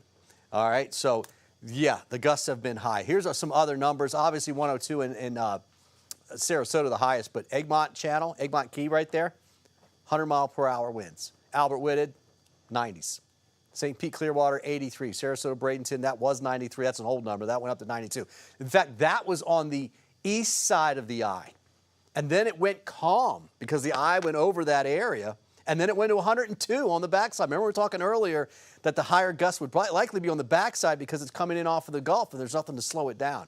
But that now will be coming down. Venice had 97. MacDill Air Force Base at 67. I think we might have gotten a higher one since then. Lakeland at 56 and Tampa's been at 83. That's of 9 o'clock this evening. So wind gust forecast. And here's the good news. We're getting there, right? We're getting towards this all starting to slowly come down. So again, another, 2-3 hours, maybe 4 hours of kind of where we're at. I think it's actually going to be a little less than what we've seen already. I think the worst is really for Pinellas County, Western Hillsborough, Western Manatee. The worst is behind us now at this point. But it's going to take a good hour or two before we really start to see things slowly start coming down. This forecast is actually for Tampa, and you can see before the sun comes up, we're looking at gusts generally only in the 40s. All right, so it's coming down, but that is out of the north and the northwest. That means anywhere along the coast, from Sarasota even, but all the way up Pinellas County, Pasco County, Hernando, and even Citrus County, these gusts will be robust through the overnight hours because there's nothing to slow them down. So it's not quite the same forecast as like this much wind is just moving away. You have to factor in the fact that it's coming in off of the water. So it's going to be a loud night out there. Power outages still likely to go down because the other side of this, too, is that we've had a lot of east to northeast wind. Well, it started southeast.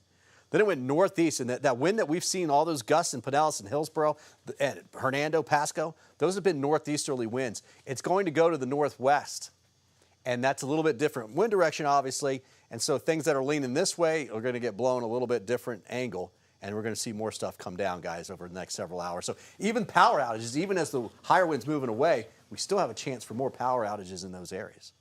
You know, Bobby, I know that transformers are blowing right now in South Tampa. People are having power here, power not there. It's certainly lighting up, I think, the night. You know, having power than not having it. Chris Hurst is live for us in Orlando this evening. And Chris, another lull for you, but certainly expecting more to come. Well, actually, Courtney and Dave, it's probably the most intense we've seen Milton so far. The winds, for the most part tonight, have not been the kind that kind of push you on the balls of your feet, but it's starting to do that for me here now as we are in the 10 o'clock hour in Orange County. Now, we're here because so many hundreds of families are at this one hotel, at hotels all over the Orlando area, seeking refuge from Milton. They evacuated from the Tampa Bay area. Some, of course, we've shown you, are in hotels in the counties where they live. Many others could not find any options until they went farther east, north, or south. And so we have a huge congregation of families here that have been sort of holding their breath, waiting to see just how much Milton would unleash upon us here. But you can see that we're actually in a little bit of a lull as the gusts kind of come every few minutes, but it's certainly the most intense that we've seen the wind here, gusting now finally up in the Orange County area into the 50, 60 mile an hour range, but staying pretty steady, 39 to 45 miles an hour, and that also cuts into portions of Hardy County. Then you go north of that, you get into eastern and northern Polk counties, so Haines City, Auburndale, Davenport. Those communities are also facing some of the same wind and rain that we are seeing here in Orange County. The rain really not an issue right now. It's coming down in bunches, and when the wind is picking it up, it is sort of sheeting in the air and on the roadways, but right now the wind is the main factor, Courtney and Dave, as people are still inside the lobby looking out, seeing what Mother Nature has in store. And now we are starting to see the winds associated with Milton. And of course, based off of what Bobby has been showing you and the rest of the meteorological team, that hurricane could come right over here over Orlando as a Category 1. So the winds could continue to pick up, Courtney and Dave, as we go into the overnight hours. All right. Thanks very much, Chris. We want to go live right now to Largo and a live look at the scene there. This is at West Bay Drive and Clearwater Largo Road. Again, common scene around the area. Very strong winds blowing those palms right there, and just sheets of rain across the roads. Nobody there, of course. Why would anybody be out in this mess right now? You kind of, looking at this, you're waiting for the palm trees to almost snap. Yeah, but they're pretty bend. durable, aren't yes, they? Yes, they do. They bend in these storms. Luke Clary is live for us in St. Pete. His power went out. We're going to get to him in just a moment because we want to show you how many customers are without power at this moment. Duke Energy, nearly 500,000 customers. Florida Power and Light, more than 350,000. TECO, more than 230,000. These numbers are much higher than what we saw around 5 o'clock when we were saying 8,000. Right. Significantly up in just a matter of hours. Yeah, and Luke, as we mentioned, Luke Clary in downtown St. Pete. He's at a hotel. Luke, your power went out temporarily. Appears to be back on now. Well, we're on generator power right now. And quickly, I just want to say we sent you some video a little earlier of a transformer flashing. I don't know if you can cue that up for us on the fly, but in the meantime, why don't we go ahead and just take a look out here through the window so you can get another view of how things are looking for us right now. It's pretty dark out there. 6,000 customers in downtown St. Pete are without power right now, 320,000 or so throughout Pinellas County, and we are on generator power right now. We had the lights flickering over the last several hours until we heard a big boom about 30 minutes ago. The power went down, the lights went down, and then they came back up a little lower than they were earlier. You know, people here still seeming to be in pretty good spirits and making the best of a bad situation. The manager here opened up the ice cream freezer, so we see people, staff, guests, everybody's getting a little ice cream to, get through the evening. So again, people are still hanging out in this lounge area where folks had their dinner earlier this evening. We can probably talk to some folks if you'd like that. But for now, yeah, everything is looking pretty good. We're on generator power. I'm told by the manager that there are a couple of hours. We should be able to make it for a couple of hours, just enough time for people to get up into their rooms, taking the elevators, and then everybody here is just going to have to hunker down and get through the next several hours of this storm. Yeah, Luke, I know you've been talking to people there. Are they in pretty good spirits given the fact that they are not at their homes right now? At least they're on a place with a backup generator, which is a great thing because so many homes just do not have generators around here, so at least they have power.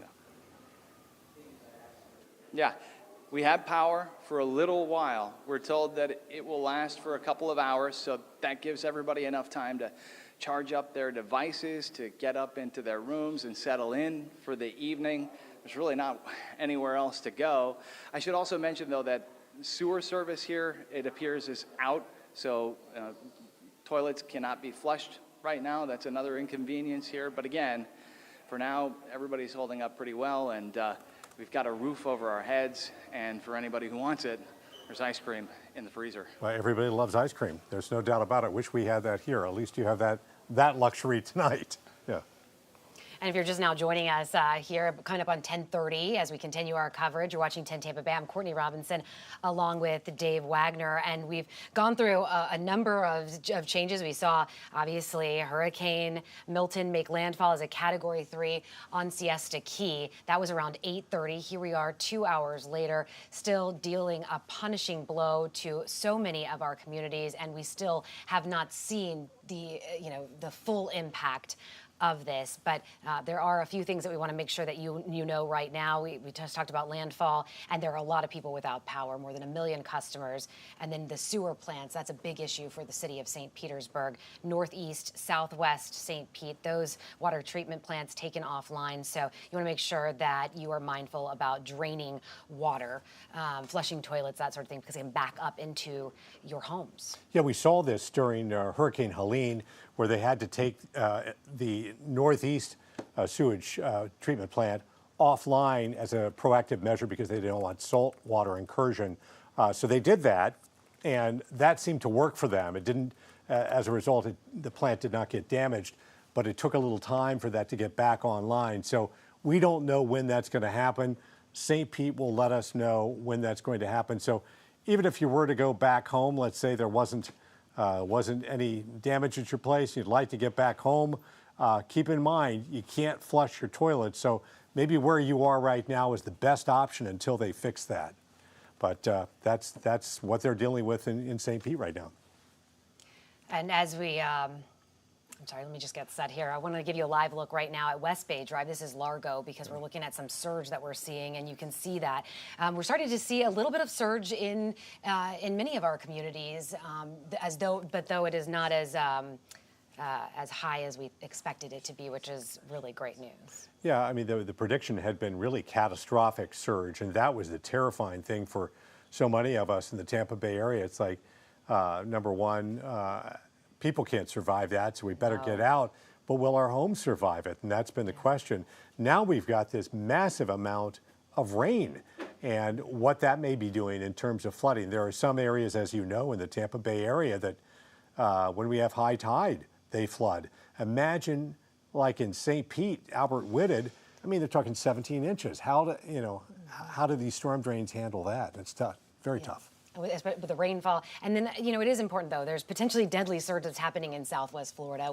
We've shown you throughout the evening the live pictures from Punta Gorda. That is a lot of water. You saw the video from Fort Myers as well. A lot of water in downtown Fort Myers. And this, when we talk about the rainfall, this is kind of in an inland area right here on Hillsborough Avenue. Yeah, this is where we are. This is just outside the temporary studios that we have right here. And the one thing about this, we're on relatively high ground. While it's blowing and raining outside, we feel safe. We had to evacuate. Our studios are right on the inland waters of Tampa Bay on Gandy Boulevard, and we were in evacuation zone A. We had to leave. We were ordered to leave, like many of you, so we did because we were concerned about the building flooding. Chief Meteorologist Bobby Deskins is here. Bobby, you have an update for us. Yeah, Cat 2 now. As it comes down, you can see the center now over central Manatee County. This is not far, well, northern parts of Lakewood Ranch, really.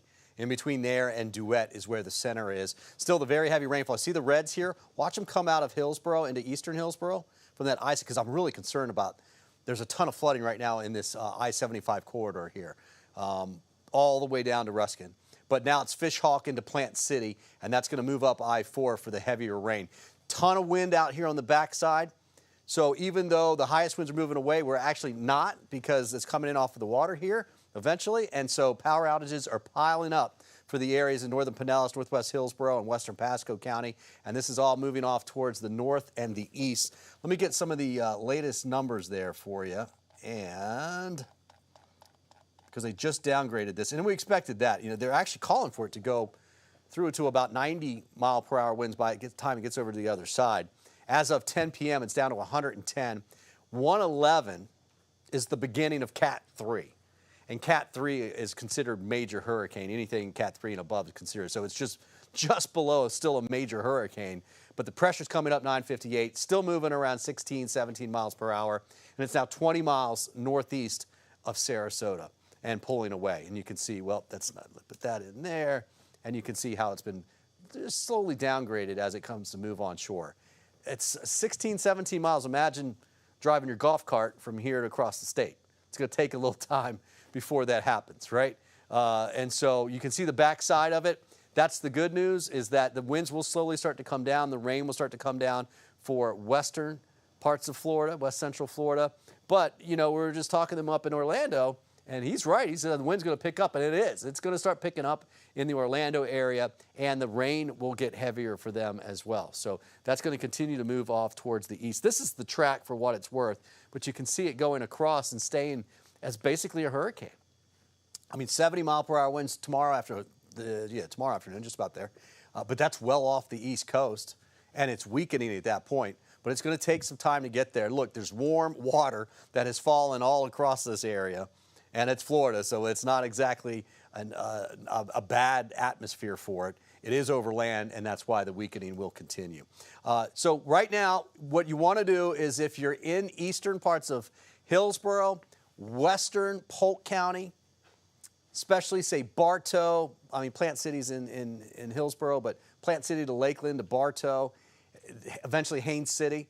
Be prepared for flooding conditions, all right, because we're going to get very heavy rainfall, probably 3 to 4 inches of rainfall in just about an hour's time when that little area goes through there. And that's on top of what you've seen on top of it. Now, if you're watching from Hardee and DeSoto and Highlands County, it's not even raining in most of that area, and I don't see a whole lot. There will be some coming. As this moves away, you'll get some of this bottom part of it, but that would be just about it. The building, yeah, building's moving. Yeah. So let's go out. Let me zoom out just a little bit here, and so you can kind of tell just how fast these cells are moving, and then look at these cells out here. It's more being pushed out than anything else. That is less wind, and that is coming. Okay, and so the core of this is moving away. It will take the highest winds. As we were talking earlier, though, that wind field kind of spreads out at the same time that it's falling apart. So it went from 3 to 2, but the lower winds spread out a little bit more. And so what it ends up doing is just keeping a real steady wind for several hours. And that's why we're thinking after midnight, some areas right along the immediate coast will start to see a little bit less, but it's really going to take till 2, 3, 4 in the morning, and then it drops off by 4, 5, 6 o'clock in the morning, at least down to the 40s for gusts. So gusts expected in the 70s for the Tampa Bay area next 3 hours at least, and then slowly coming down. Rainfall will keep adding up. We've seen some of the heaviest that we're going to get in Pinellas, in Pasco. Hernando, still a few heavy showers there east of Spring Hill, east of Brooksville, but that will thin out just a little bit, and then eventually we'll start to see all of it move off towards the east over the next couple of hours. Let's look at some precip totals here. And you could, wow, I mean, look at some of these areas in northeast Hillsborough County, over a foot. Clearwater, mainland Clearwater, 10 inches. And then, of course, 17 inches. I mean, that's just a crazy number, 17 inches for Albert Whitted for rainfall. Should set a record, especially in the amount of time that it happened. And probably going to be right mainly north of I-4 all the way up through Orlando with very heavy rainfall. The track is pretty much off to the northeast just like that, so it's not that much should change. Bigger picture, there is some drier air on the backside of all of this, and that's what will be moving in here as we go through the next 24 hours or so. So there you go. You can see, let me zoom this way out for you. Almost all of the watches and warnings that we have right now, all of those dark reds, that's flooding issued stuff. That's basically flash flooding. And that will continue. Obviously, it will continue as it moves off towards the north and the east. Tornado threat is just about done. Not concerned about that for our neck of the woods. And there's some clearing. We're going to get some of that as we get into tomorrow. And we really don't talk much about extended forecasts in these situations. But and look, and there will be cleanup, right? But for behind this is nothing like what happened with Helene. We will have much cooler air and drier air. So tomorrow, about 83, and that's with some sunshine and a good breeze in the afternoon. But look at Friday morning, 64 degrees, and that's in Tampa. It'll be cooler. Northern Pasco, Hernando, Citrus County, we're talking low 60s. And then we're going to keep mid-60s for lows through the upcoming weekend. Highs, a beautiful weekend ahead, to be honest with you. Highs in the mid-80s at that point, guys. Wow. Bobby, thank you. We have some new video that's coming in right now. This is from Davis Island. I want you to see what's happening right now on the island. There's about 4 feet of storm surge right there. You can see this is near the village area, from a home near the village. And that right there is on all the streets. Again, about 4 feet of surge right there. And you're kind of panning back and forth. You'll also see the transformers that you can see you'll see those blow in the background, lighting up the sky kind of throughout, not only on the islands, but also off as you look kind of towards South Tampa. And again, just showing you that, yes, while it wasn't that major, there you saw it right there, that major surge event, there is water that is on Davis Islands. And I think that kind of shows too, Bobby, just how much water we've already had, and there's just nowhere else for it to go. Yeah, well, there's a combination of Yeah. rainfall trying to drain. Right. Right? And clogged up, and then you had the surge coming up just a little bit. And then also that northwesterly wind can blow some water towards Davis Island. And notably, what you don't see right here is all of the debris. There was Yeah. a good bit that was still left on the island. So, just if you've evacuated and you're trying to see what things look like, this is what it looks like, just around 10:30 on Wednesday night. Milton already making landfall. This is Davis Islands with, and I'm told it's about 4 feet that they would estimate. Let's go live to Clearwater right now. This is State Road 60 at Island Way, and you get kind of a sense here as to what it's like. This is, for those of you unfamiliar with the area, and I believe you see perhaps transformers in the background there as well. But if you've ever been to Clearwater Marine Aquarium, or that's right around that area there, or if you've been to the Sound Amphitheater there in Clearwater, it's just as you look northwest from there, that's where this area is. But it's really it's all on the water there, so it's fairly vulnerable to storm surge. And but that's a live look at that area tonight.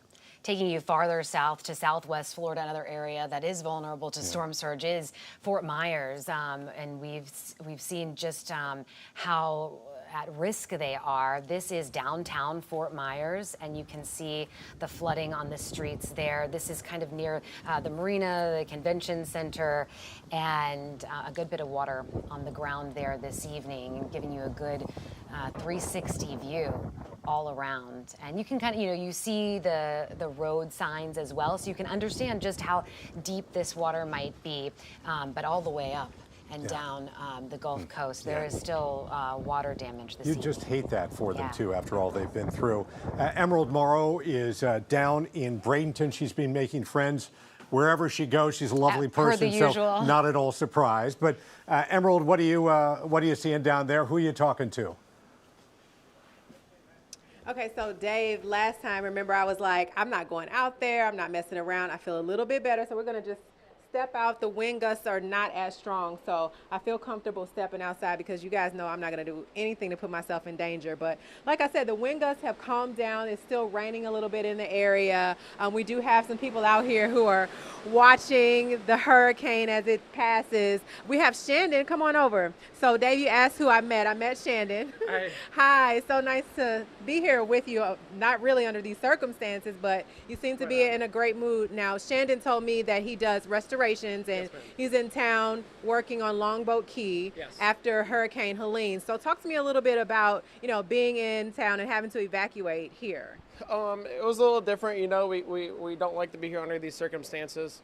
And we definitely did not see this coming for quite some time, but we had to make some adjustments. And obviously we brought a lot of crews down and we're working on Longboat.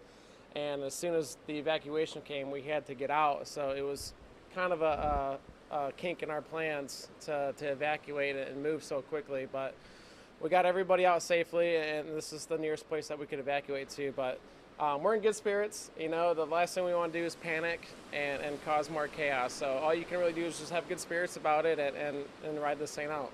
Yeah, that's a really great attitude to have. You came down from Michigan, right? Yes, ma'am. Yeah, you don't get these types of storms up there in Michigan. We do not, no. Yeah. So tell me a little bit more about the work that you were doing on Longboat Key.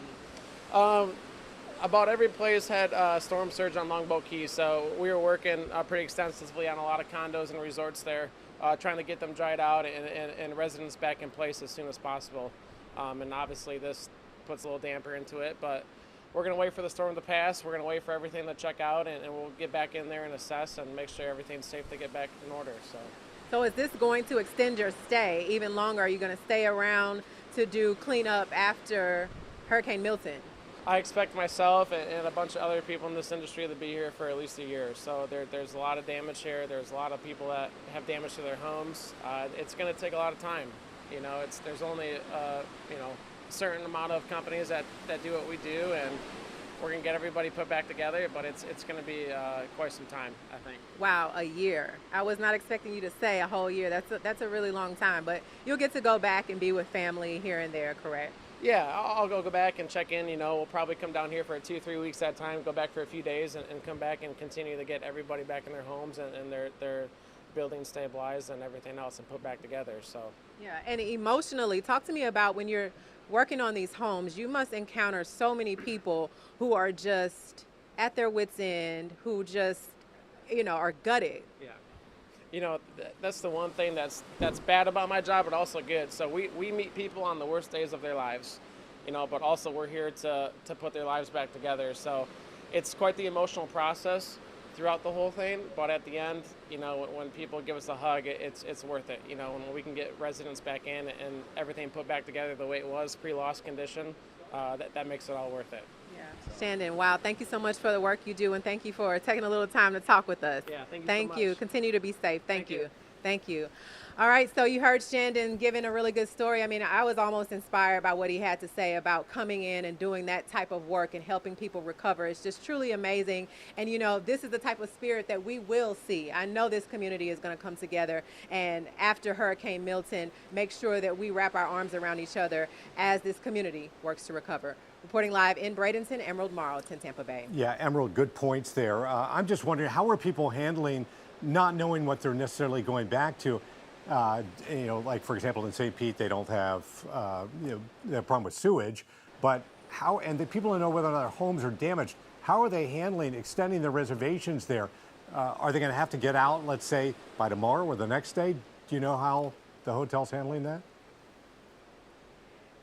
So, Dave, I can tell you I spent quite a bit of time talking to a woman here who, she said she's homeless. She had a home along the Manatee River, and when Hurricane Helene came through, it just destroyed her home. So she has actually been here since Hurricane Helene. So just imagine what that woman is going through. So the hotel has been gracious, and she talked about how the community's really come to wrap their arms around her and bringing her food and gift cards and things like that. And she just had this incredible spirit about herself and just was, in a way, just relieved to have somebody to talk to and just to listen to her story. So I'm glad, even though that she's not here with me, standing by me for a live interview, that I'm able to share her story, because she just is a shining example of hope even in tragedy. But the hotel has been gracious to us even. So they're definitely working with people.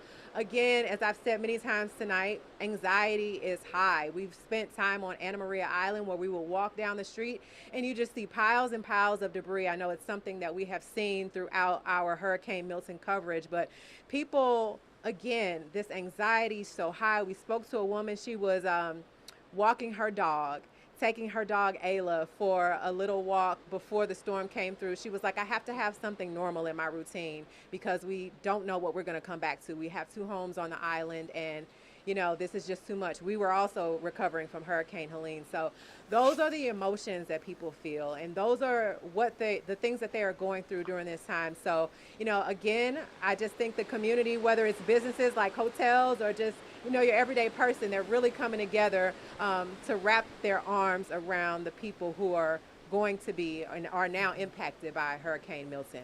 Yeah, and you bring up a good point. Animals have a way of kind of centering us during these tough times, kind of being kind of a calming force for us, which is great. Yeah, and I remember that woman, actually. I took a note because she said, will it ever be the same again? Yeah, good point. And it's a question I continue to ask myself as I'm looking at all of this because, you know, Dave, we saw after Hurricane Ian, and it isn't the same again. And it's a new normal, but still not the same. And it's not only changed what it looks like in that community down in Fort Myers. It's changed the mentality of people and how it's made them more fearful, more cautious. They certainly take these storms very, very seriously. And I think we're learning that lesson here in Tampa Bay. You're seeing Siesta Key. This is Midnight Pass Road, which is that major roadway on Siesta Key. And you can see the winds right there just, you know, blowing through. You can only imagine what it looks like on the ground there. This is where Hurricane Milton made landfall at 8:30 this evening as a Category 3, a very powerful hurricane. Yeah, and we'll find out what kind of damage we see tomorrow morning. You see some of that right here, the wind pushing down a power pole right there, and that is in St. Petersburg. So winds are strong there. We know there's a tremendous amount of rain as well.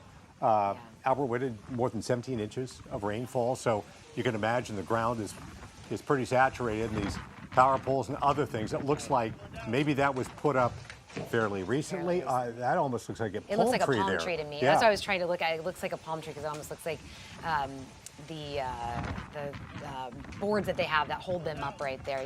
Their roots aren't real deep either. So coming down right there. I mean, these wind gusts are just unreal. 10 Tampa Bay's Hannah Deneen is live for us this evening, tonight, in Brooksville. And Hannah, what are you seeing there right now? Well, Courtney, these wind gusts have gotten more extreme throughout the night. We're standing outside of our hotel here in Brooksville, and you can see behind me how quickly that rain is blowing past that street lamp. And I was just checking in with Colleen, our meteorologist back at the station. We heard Bobby talk about this earlier, but it's worth emphasizing when we're looking at these wind gusts that here in Brooksville, they saw maximum wind gusts of 75 miles per hour this evening. Now these are sustained gusts of around 50 miles per hour. And just south of us in Pasco County, their max wind speed that they're recording there was more than 80 miles per hour. And just standing out here, we are under an awning safely, but you can feel the power of this storm blow through this area. Sheriff Alneen Heist here in Hernando County, he did tell me that they are hearing reports of trees down the roads as well as power lines down the roads. That's not even to mention the situation with the debris from Hurricane Helene remaining in so many neighborhoods across the county, both Hernando and Pasco. So there will certainly be a lot of things to work through before the roads get cleared. In both Hernando and Pasco County, they're asking people to stay off the roads for as long as possible. They're not even going to begin to get out and start evaluating the roads until tomorrow morning. So the longer that you can stay off the roads, the more time you'll give them to do their jobs, make sure that it's once again safe for you to be out and about. Their message tonight, they're united in asking everyone to stay hunkered down, stay in the interior parts of your home, and stay safe and be patient. That's great advice, Hannah. Patience is so important right now. It's tough, isn't it? And it's so hard to wait, you know, and say, I want to see what's happening, but you know, we have wait. plenty of time, unfortunately. We do. Let's check it with Colleen right now. She's keeping an eye on rainfall totals. A massive amount of rain in parts of the area. Yeah, Dave and Courtney, and this is part of the problem because our ground is so saturated and waterlogged that these winds are easily toppling over those palm trees or whatever else may be standing. You think of how soft the ground is with so much rain just dumped in our area. So right now, some rainfall estimates for you across Pasco and Hernando County. We listen to your phone calls. Don't worry. I know some of you have been asking about those rainfall totals. Dade City, just south of that, we're seeing 8 inches of rain. And these are just estimates from our particular radar here. Definitely could be higher amounts. I do believe that we have higher amounts in select spots.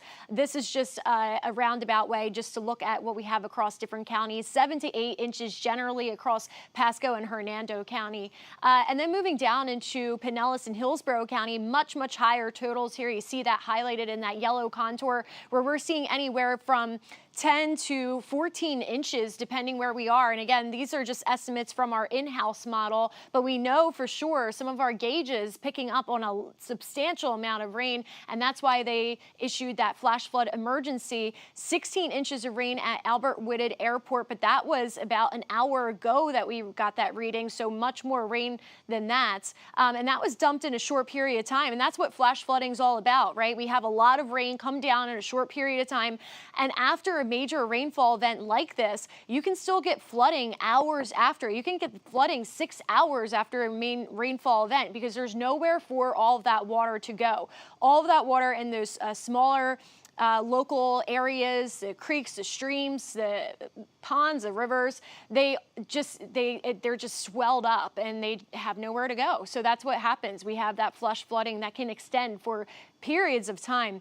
And that's why we have a flash flood warning that's going until 2:30, that flash flood emergency, they tagged it as, for Hillsborough, Manatee, and Pinellas County. And then we actually had another one that was issued for Hillsborough, Pasco, Polk, and Sumter counties, and that goes until 4 a.m. So the same counties are covered, just kind of different areas. They extended it a little bit just as we have that change up of the storm. The storm continues to move eastward.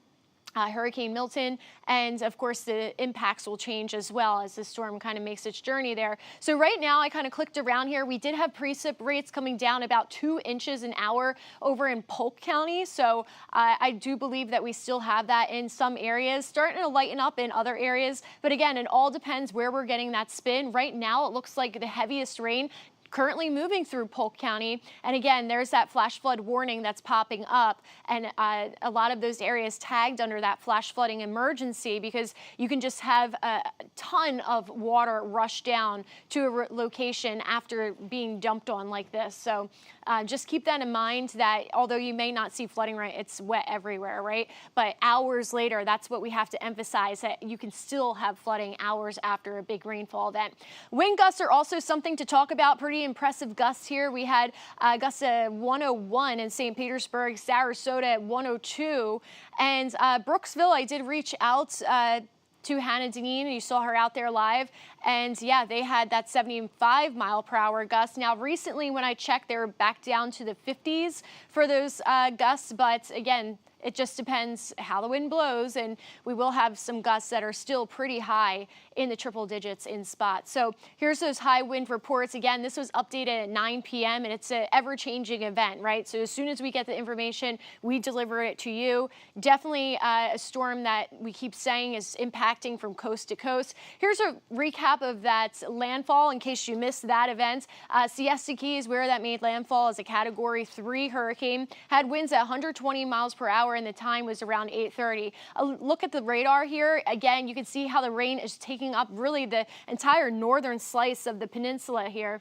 And that flash flood warning highlighted in the maroon going way beyond our viewing area, going to where Chris Hurst is currently placed over in Orlando, and they're starting to see those rainfall rates become a little bit heavier as well. Siesta Key tides, I guess we'll talk about this because we have it up. As far as the tides go, we still are approaching high tide. That's another concern, right? We have higher water that's on the way for Siesta Key where we had landfall, and that's around 3:30 tomorrow morning. I'm not going to go into local impacts here because, again, our impacts are changing as the storm progresses and continues its journey out to the east. But we are going to have another update for you with Chris Vickers in a little bit, and I hope you stay tuned for that. All right, Colleen, thank you so much. And, you know, I know you want to know what's happening in your neighborhoods, what's happening around our community. We do have Evan Klosky, who is live, who is in downtown Tampa. He's joining us live by phone. Evan, what's the power situation in downtown Tampa, and what are you seeing?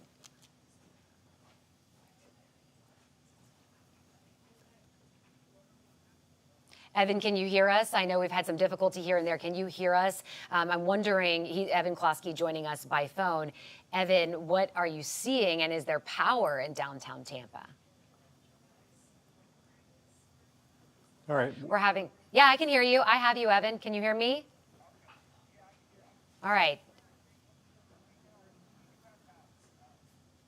I'm sorry, we're not hearing you. We're not hearing you over air, but we'll come back to you, Evan. We'll work on to fix that and then come back to you. Evan says they do have power in downtown Tampa.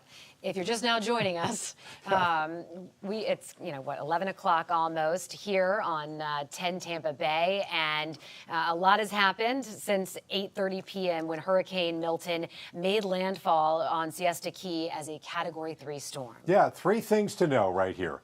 Milton made landfall at 120 miles an hour. More than 1 million customers are without power in the state of Florida right now. They're working to restore that, and amazingly, some of the self-restoration, self-healing technology has helped with that. Northeast and Southwest sewer plants in St. Pete are shut down. They did that proactively to make sure that there was not saltwater incursion into the control panel, but that was done there, and they don't know, they have not given us a time yet when that could be back on. Normally, it takes a little while for that process to occur, so we're going to have to wait for word for them before you can start using your toilets. The problem is, use your toilets in those areas that are handled by Northeast and Southwest sewer plants. Use your toilets, and sewage water could come up into your home. And if this is maybe the first hurricane that you've been through, there are some things that you want to keep in mind because we're losing power, because pipes may have been broken, you don't know the situation. You really want to limit your water use anyway as we start to come through Hurricane Milton here. Duke Energy says that they have about 500,000, 500,000 customers without power at this moment. Florida Power and Light, more than 353,000, and TECO, almost 250,000 without power. And they are working to restore them, as you said, Dave, that self-healing technology in some cases. They're working to restore them as quickly as they're going off. But again, it's a numbers game. It is. It is whack-a-mole, really, for them right now. Here's a number to call. This is the latest county-by-county emergency information. You can text HOME to 727-577-8522, 727-577-8522. Just text the word HOME to that. There is information county by county. We'll keep updating this information with power, water, damage, and other critical emergency information. And, we have crews that are stationed really in all of our counties, but they are locked down because we want to make sure that they are safe. So we're bringing you what we can bring you from where we can in your county. So please understand that. This is the time lapse that you're seeing right here of landfall. This is Sarasota and Siesta Key, that landfall point. This is the first we're seeing this. Yeah, this is, and this is probably, given that sunset occurred, this is probably a little bit before that, I would imagine, just given the skies there, right there. But you can see just how powerful it was coming across the skyline of Sarasota. That is such a beautiful city in our area, and you worry about the damage, so it's, coming off the beaches there and into downtown Sarasota. Until you imagine that camera probably went offline for us. Sure, and a lot of cameras. I've been checking my home cameras, and it's frustrating because, it's either internet down, and I've just held my breath. Yeah, and it's a mystery as to what's going on there at home, and it's frustrating. I know it is. We feel your pain, we really do, and we're kind of going through that ourselves here as well. Trying to keep it all together, trying not to be too worried about. This has been a 5 on Your Side special report. We now join regularly scheduled programming in progress.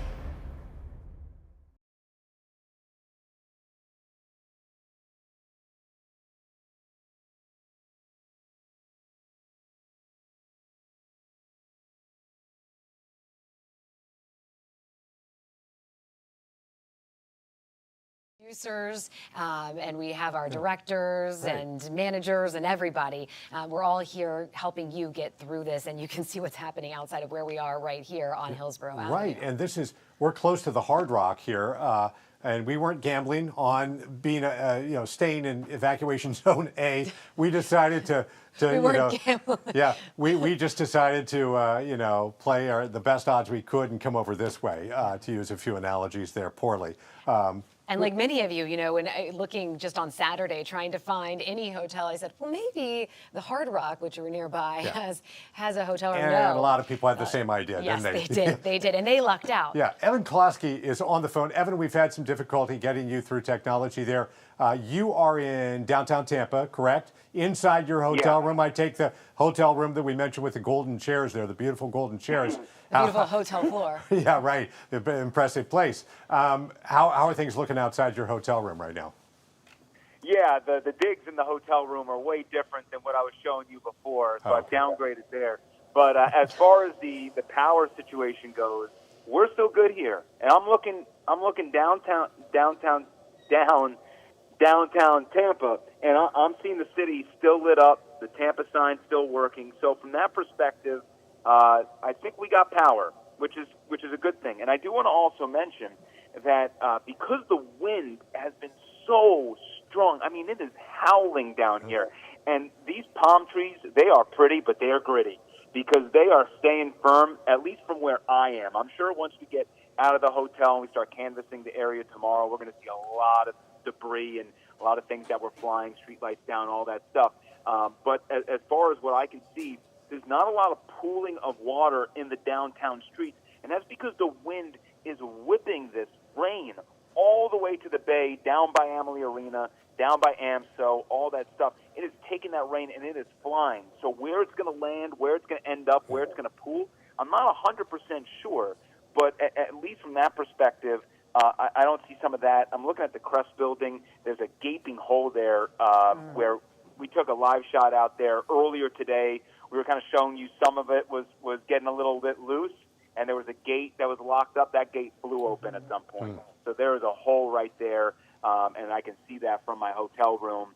But as far as the big picture is of what I can see, I haven't seen too much debris flying out there, though I'll hear some things in the distance kind of clunking down the street. So I know that some of it's happening, but some of the street lights are still working as well, which is, again, is good news.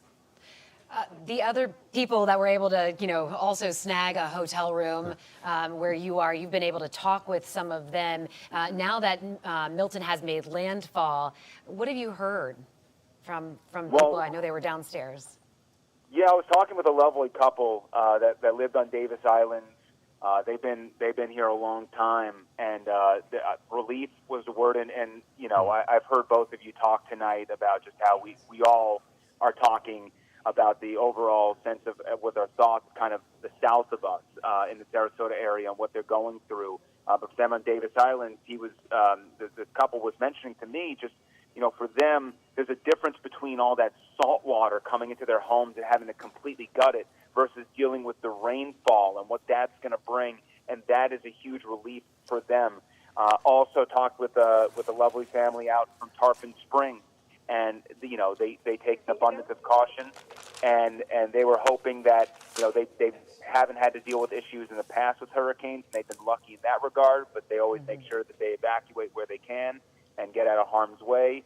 And of course, for them, seeing this go a little bit south was a relief for them. But yeah, I mean, overall, just everyone kind of hunkering down, everyone having the same kind of conversations of how they got here, how they can hope they can return back home and remember, see the home that they remember when they left, and overall just us kind of tracking where this thing was going to make landfall, because for a lot of us, up until those final minutes there, we just didn't quite know if that eye wall was going to come towards us and bring the absolute worst in terms of surge, or if it was going to go a little bit south. Yeah, there are so many people who've tried to find hotel rooms.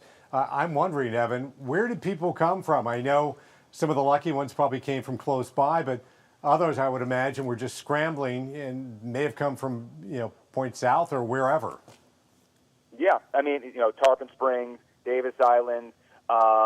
I also have seen some like late additions here, and I didn't get exactly where they're coming from. I know someone right before the storm got really bad came in with her dog and her cat, and she said she took about an hour Uber to get here. It was dumping rain. We were helping hold the door and grab some stuff from the car while she was getting in. But the hotel is, tried to be as accommodating as possible to some of these last-minute accommodations. And I'm sure this isn't the only one. I'm sure that's been happening all around the area. Again, we're in evacuation zone C, so we are out of harm's way, of course, of what that surge would have been if we had the worst-case scenario here. Yeah. But, of course, it's kind of just been a filtration of people going in the hotel and ultimately just kind of, honestly, when you go downstairs and everyone eating dinner there, at least before 8:30, before all the elevators shut down here, it was a pretty normal night. It was just kind of us gammoning together and enjoying food and conversation. And Evan, beyond that, just everyone's just kind of going upstairs. As you're talking, just within the last hour, within the last 30 minutes, really, we have video that did come in from Davis Islands, from some individuals who are still on the islands right now. And there is about 4 feet of water that's on Davis Island. So while it's not the amount that we anticipated, and we were just, that catastrophic number, there's still water out there. I just wanted you to know, as you're talking, what you're seeing here on the screen as well. Yeah, that's much appreciated. And considering, and I think at least just with those conversations, because I think for the most part, we all understand that there's going to be some water, right? Mm-hmm. Especially if you live on Davis Island, they're going to have some damage there. There's ultimately the damage that they're going to come home to find, and what that worst case scenario was going to be, which could have been really devastating for those homes. And I was on Davis Island all of yesterday, and the devastation there in the main part of town off of Davis Boulevard, and the amount of debris. And that's the other part of this story that eventually we'll get to, down the road, about where this debris has been landing and where is it going. We haven't been able to really canvass any of our area. We can only see so much because the storm has been so strong, the winds have been so strong. But there's going to be I guarantee you, a bunch of that debris went flying into places it should not have been going, whether that was homes, whether that's going to be floating in our waters. So, it's one of those things where, sure, you didn't get the worst case scenario as far as like Tampa, St. Pete, and Davis Islands, and what I'm talking about here in the area that I'm stationed. But there's still going to be damage, and there's still a lot to talk about what we're going to have to do, and just being here, listening to the wind. I can only imagine. See, I'm in the middle of downtown, and these are some sturdy structures, right? They're built for this. We aren't in the communities yet where their roofs, I can only imagine dealing with 100-mile-per-hour winds. These things is crazy out here. I can't even describe properly what the wind has been like from my window. It is just whipping across the city.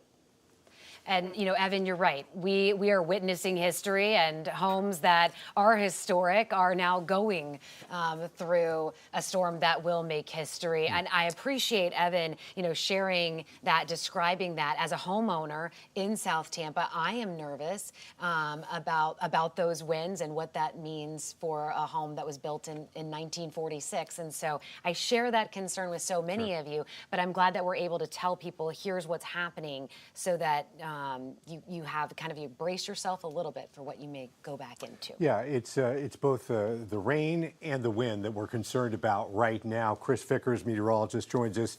Chris, what are you seeing in terms of amounts of rain and those wind speeds? Some of the amounts of rain, really truly monumental, is what we're going to be talking about. I'm going to break down those numbers in just a few moments, and really some of the stats that have come in that just shows how uncharacteristic this amount of rainfall even is. Even in a tropical system like this, and if we look at radar, it is still really raining quite heavily across a decent chunk of the area. Now, as Milton came on shore, it was a little imbalanced on where the heaviest of the rainfall, partially due to the wind shear that had come into the southern side of the tropical system, really kind of ate away away or displace some of those higher rainfall rates north of the circulation. We expected that. That was very well modeled by many of the computer models coming into this event. We expected the heaviest of the rain would be along and north of I-4, very close to the Tampa metro, and that in fact did materialize. Now, we've got active flash flood warnings. These extend from Tampa Bay, St. Pete, all the way through I-4 through Orlando, now off Daytona Beach across the I-95 corridor. So heavy torrential rainfall. This could be a serious issue, one of the bigger issues and more pressing issues.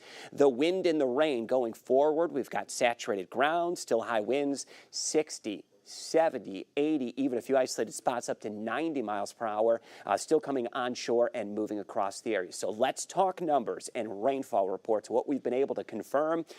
We've gotten a tremendous amount of rain out at Albert Whitted, 17.25 inches of rain. That was up to about 10 p.m. And that really was a monumental amount of rain that resulted in flash flood emergencies. We'll get to that in just a little bit. Clearwater had just over 10 inches of rainfall. Tampa International, now you're going to be over 10 once we get the latest update on that. Pinellas Park, just about 9.5 inches. St. Pete Clearwater, just over 9 inches. And out towards Sarasota, this is a little bit closer to landfall, about 7.5 inches of rain. And over toward Lakeland, where the heaviest of the rain still is just pushing toward that at 7.8 inches of rainfall. So these are all areas that have seen over a half a foot of rainfall. Some locations now over a foot of rainfall.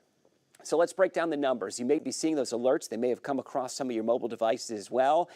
It's a little jarring when you get a flash flood emergency, and many may be wondering, well, what exactly is this? So we have a flash flood warning, which highlights water that is rising and could be moving, but a flash flood emergency carries a little extra concern with it because it could be a very much a life-threatening situation with high water that will rapidly be rising. So what is going on with this one? With the numbers that came in, National Weather Service here in Tampa issued this flash flood emergency fairly quickly. A 1-hour rainfall rate out at Albert Whitted of 5.09 inches of rain. So put your mind around this one. Over 5 inches of rain in a little less than 1 hour. The 24-hour rainfall total was over 17 inches of rain, and that has been named a 1 in 500-year flood event.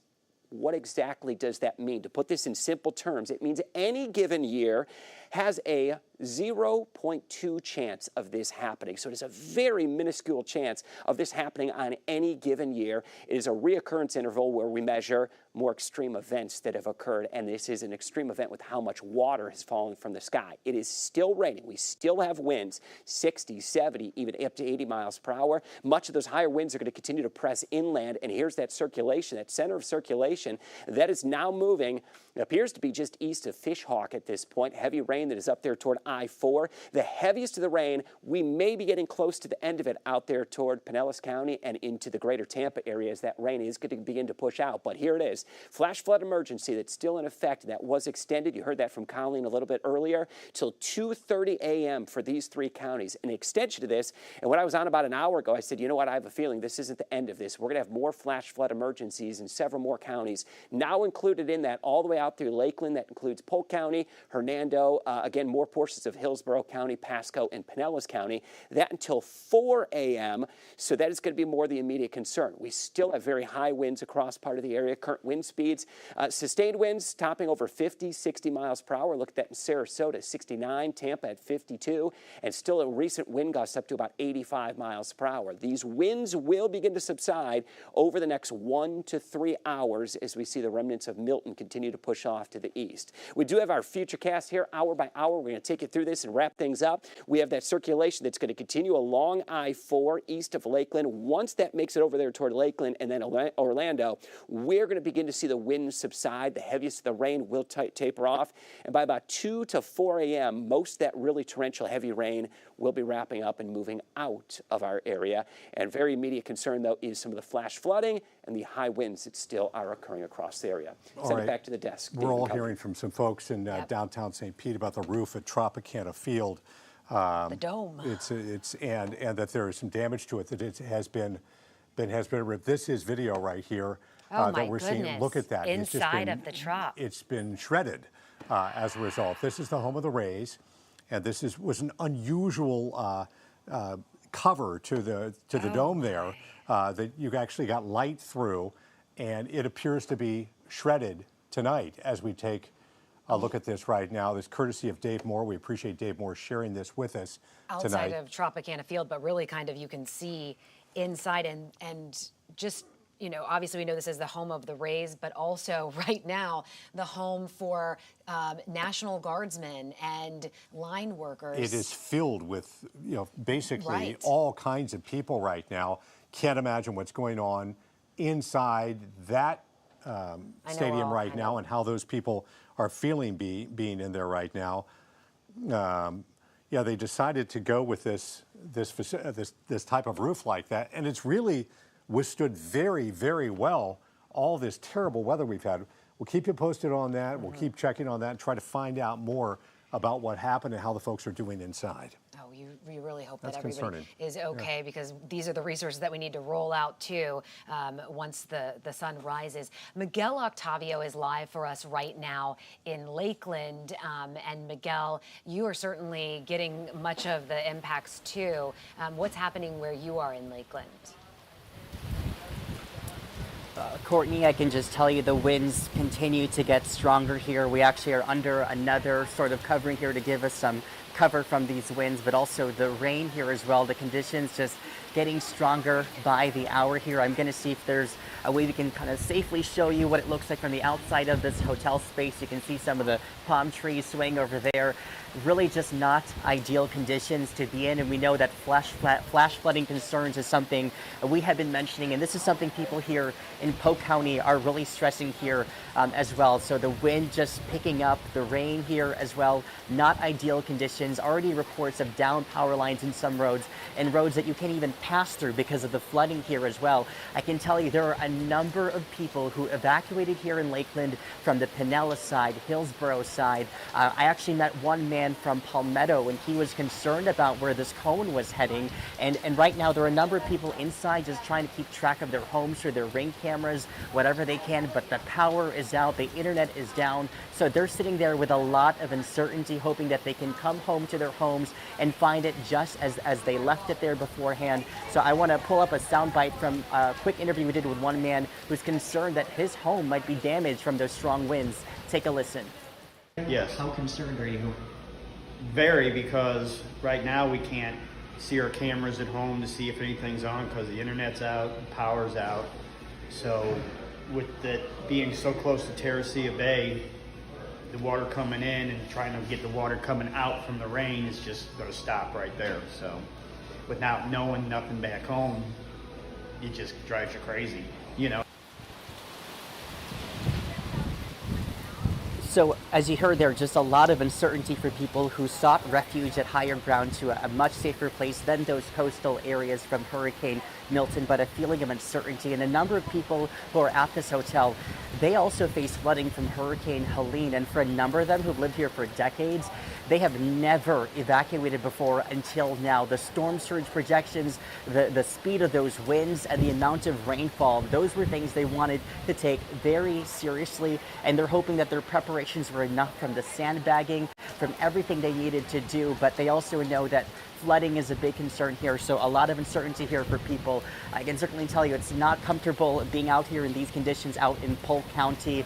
The wind, it feels chilly just whipping against your face here. That rain is not just safe to drive on, and again, some of those roads have already began to flood even during the daylight hours. So people are just asking here in Polk County, as we continue to face the threat of flash flooding, do not go out here, continue hunkering down and sheltering in place, because these conditions, at least here in Polk County, just appear to be getting stronger by the hour. Dave and Courtney.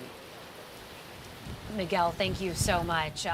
Be safe. We do have some video that we want to get to right now in Largo, a live look in Largo there of West Bay. And you can see this kind of gives you an idea of the waters that we're seeing. You can see that it is flooded there on West Bay at 20th Street.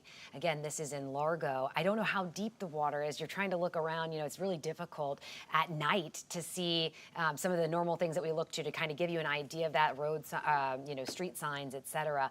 But you can see that water right there, you know, flooding the roadway.